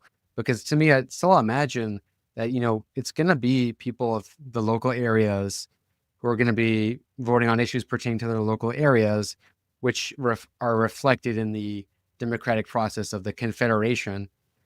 And if people have that control over their, ultimately, this is why I still see like it hard to not have a state, because like if the police forces, for example, the repressive state forces are delegated all among the local areas, they'll have their militias. There's no way to really enforce laws, like, at a confederational level. But so I'm wrong. Yeah, I don't know about I've heard this objection before, but I don't think it has a lot of substance, because when every single system, the people that do violence could choose just to not do violence like you want them to. Like military coup can happen in any system. Like a military coup can happen right now in any state on earth. And in fact, they do happen in states and have happened in states hundreds of times throughout history. Like there is fundamentally, at the end of the day, fundamentally no way to get a body of violence to be guaranteed to do what any other group wants them to do. They only do it because they feel some sense of obligation to do so. Yeah, but that's this crisis of legitimacy. Like when there's a inability to follow the dictates, right? The authority that's like reflects that they no longer see that authority as legitimate. Yeah, that's precisely the point. That can happen in any system. That's not unique to anarchy. Yeah. That still doesn't change that you need some sort of way to enforce laws at the different, if you don't want to call them states, regions of the Confederation. I mean, it depends on what the thing is that's being broken, right? So like, once again, we talked about somebody just wanting different widths of streets. That's local. Who cares? It only affects them. If they want to carry out a war against their neighbor, well, that affects everybody in the region. Everybody in the region has a vested interest in defending themselves from the people who are now like carrying out a war. And in fact, they're all in a confederation together that says that that's not acceptable behavior. So of course you're going to get self-defensive action of all of those surrounding regions, perhaps even much more than the surrounding region. You might get mustering of forces in a much, much larger area to make sure that that is ended. So it's not that there's no repercussions. It's not that there's not even possibly violent repercussions for doing things which harm others. It is just to say that the power rests at the very bottom. The people make the decisions themselves. All of these things are carried out by the confederations of these councils. These are not things being made by a small group of people at the very top of a hierarchy. These are decisions being made by everybody in society. So you kind of ask, like, what do I mean in a practical sense? In a practical sense, this is laid out in my video after the revolution. Not a super long video. I think it's like only like 40 minutes long or something. Sorry, for me, that's not a long video. For me, that's a short video. But the idea is that you essentially have the local councils that essentially, how should I put it? They tile the entirety of society. Like in a mathematical sense, that's what we would call it. You essentially have them completely covering everybody in society. Everybody has a council that they go to vote in. Those could be of various sizes. I imagine in some places you could do an arena and you could have thousands of people on it. And in other places that's going to be hard, maybe only 100 people or whatever. It's probably going to vary depending on practicality. Those people come together, you go through processes of direct democracy, making proposals, amending proposals, voting on them together, making those decisions. Those decisions are probably going to require people to carry them out. This is why we use what's called delegation. So it might be, for example, we all decided we're going to do electrification. We're going to put down electric lines and we're going to do all of that. We all came together. We listened to experts. We put together a proposal. We amended the proposal until everybody agreed on it and we passed that proposal. But now we're probably going to need experts to go put down the lines. So we now delegate those experts along with the scope of a mandate. They can spend this much money or, requisition this much material. They can put down the lines now in all of those places. They can put down this much line and so on, right? With ecological protections laid out in the mandate. Those delegates do that task, and that's the end of their delegation. So now if we're talking about confederation, we're talking about big scale decisions. Well, a proposal that affects thousands of councils, that proposal is brought to thousands of councils. Those thousands of councils all deliberate the proposal. They amend the proposal as they please. Those results are then perhaps brought to some plenary of delegates who come and represent what their councils decided. I imagine, because this was actually done in history, this actually was an effective way of organizing confederations for a very long time. And these confederations went up to like continental scales sometimes. Can you give an example for the audience? The CNTFAI, but also the original International Workers Association, the IWA, the first international, did things to a large degree in this exact fashion.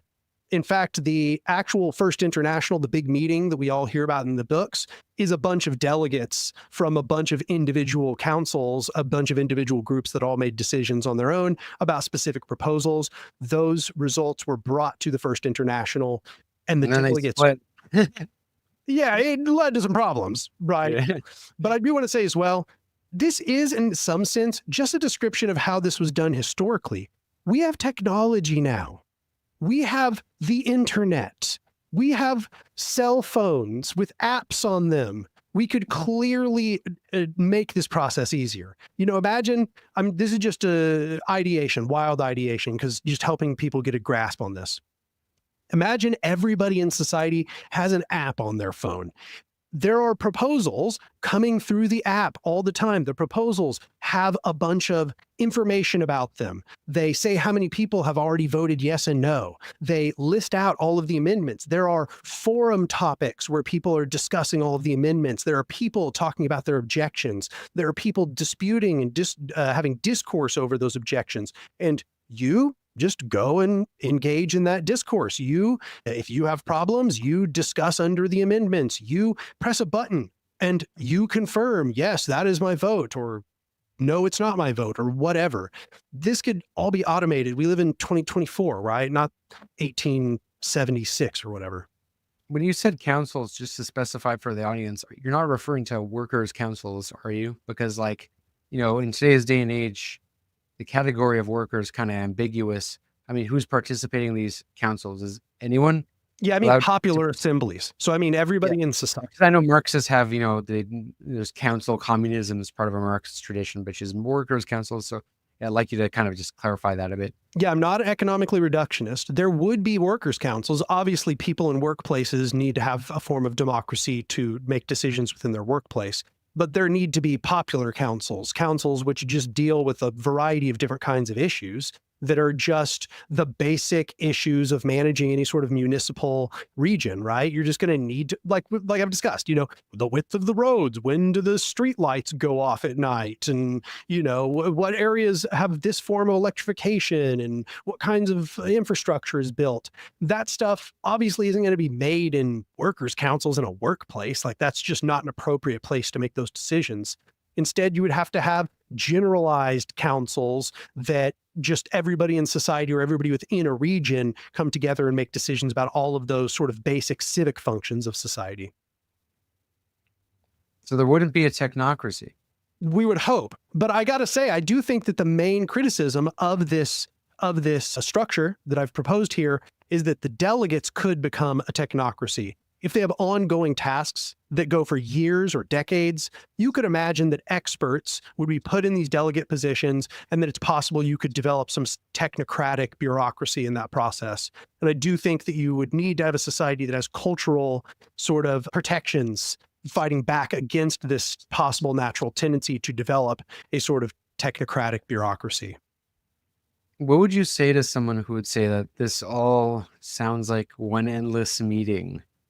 Because I think it seems more simple if you can just have elected representatives that you could recall and instruct, as well as referendums on various issues.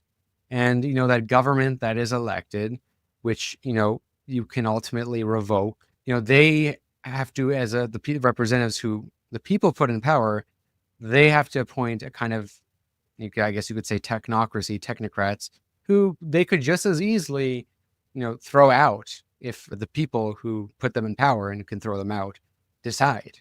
I mean, that sounds more simple to me. Yeah, it might be more simple, but it's also more corruptible, right? It's what we've already seen how dangerous that it can become when you're forced to choose representatives to make decisions for you. Whereas in this system, but what if you need to make decisions like climate change decisions that require lots of expertise that are kind of complicated, right? Then you will delegate experts to make those decisions along with the scope of a mandate, right? Where they can make decisions within the scope of that mandate. Those particular issues that are within that scope, they get to make decisions on those. That mandate can be edited as they please, and they can get rid of the delegation if indeed they feel as if the council can make better decisions. Some people have proposed something like a liquid democracy, like fusing anarchism with, in fact, some people have suggested that anarchism is almost suggesting something like liquid democracy. So are you familiar with that? Have you heard that before? Vaguely, but you can explain it here. Okay. Liquid democracy is basically the idea that it's almost like a hybrid system between direct democracy and representative democracy, where essentially the default is everybody makes decisions and directly democratically votes on everything. But if they wanted to, they can essentially vote on a representative that is empowered to use their vote. So it can be like, if 50 people are like, I don't give a shit about making directly democratic decisions. That's not important to me. But Joe knows what's up. I know Joe's going to make decisions in my interests. And those 50 people can give 50 votes to Joe. And Joe can now make 50 votes worth of decision now. And if they don't want Joe to have their vote anymore, he has 49 worth of votes or 20 worth of votes, however many people pull their votes out. So you have this system where you can kind of put your votes into a particular person, and that person can now make decisions using your votes. Or if you like, you can pull them back out and make directly democratic decisions yourself. Some people have suggested that's almost what anarchists are actually suggesting. But I would make one distinction. That is, in anarchism, you don't give away your decision-making power. In liquid democracy, you're giving your decision-making power to someone else. I kind of think what's wrong with that if everyone in theory has entitled to kind of be a representative. I'll give you an example. What's fascinating is Cuba has in many ways very democratic representation if it wasn't controlled by one damn party. Because in Cuba, anyone can become a representative. You actually get even paid. You get your expenses to campaign in your local area. There's a lot of real democracy on the local level. The problem is that it's kind of that the people that end up becoming representatives, they function like plebiscites because a party controls the whole thing. And that party can what ends up happening, the party decides the agenda and they impose it down. They're like, yes or no. And the people who are democratically elected from the bottom, they can only vote yes or no. Now, I kind of think if you didn't have the party being controlling everything, but you still had it ground up. What's wrong with that? Why not just have it so anyone can, in theory, be a representative? Because the reason why I tend to also favor representation is not just the practical reason because of geographic areas and the ability to make decisions, but also I think by nature,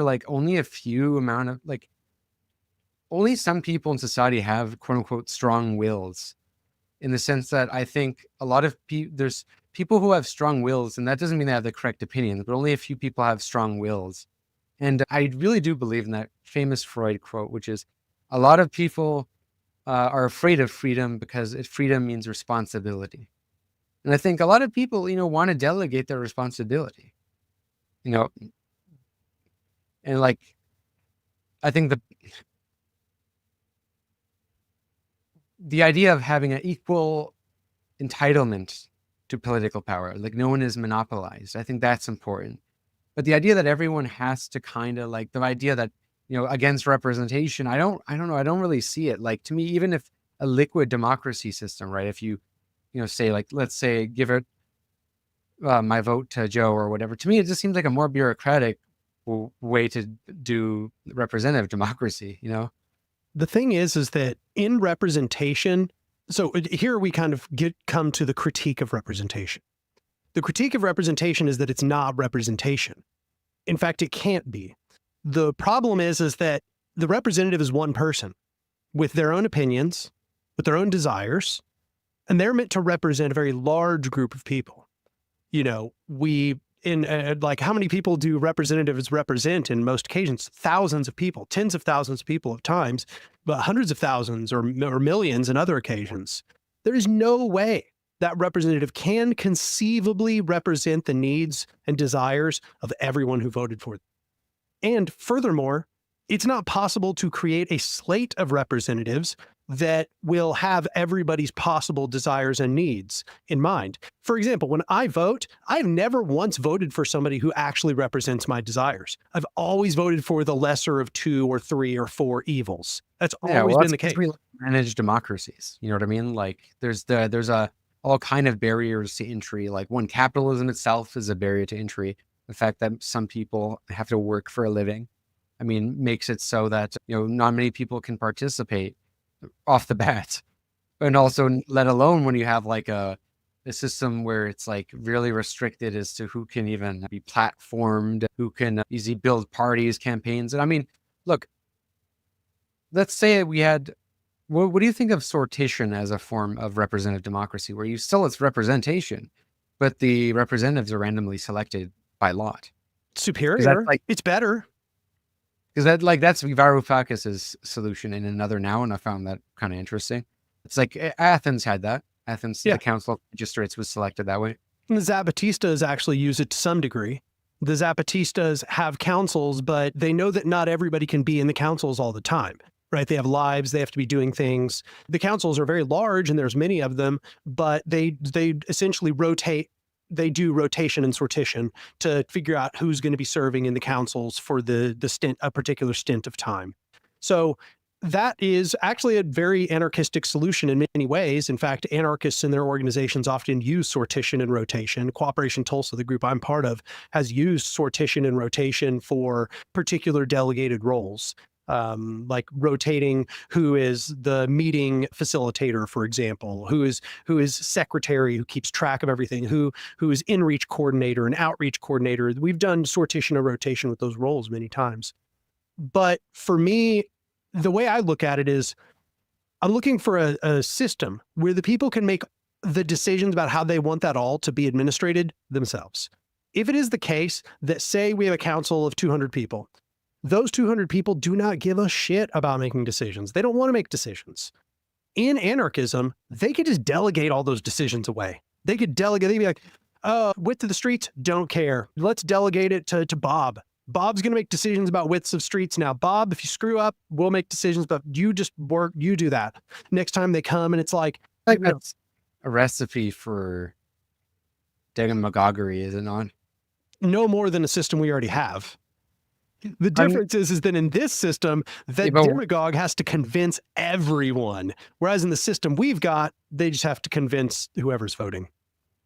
Yeah, but what I mean is, like, in the online era, let's say you had a guru, right? Like Jordan Peterson, and he convinced all his supporters, delegate your voting authority to me.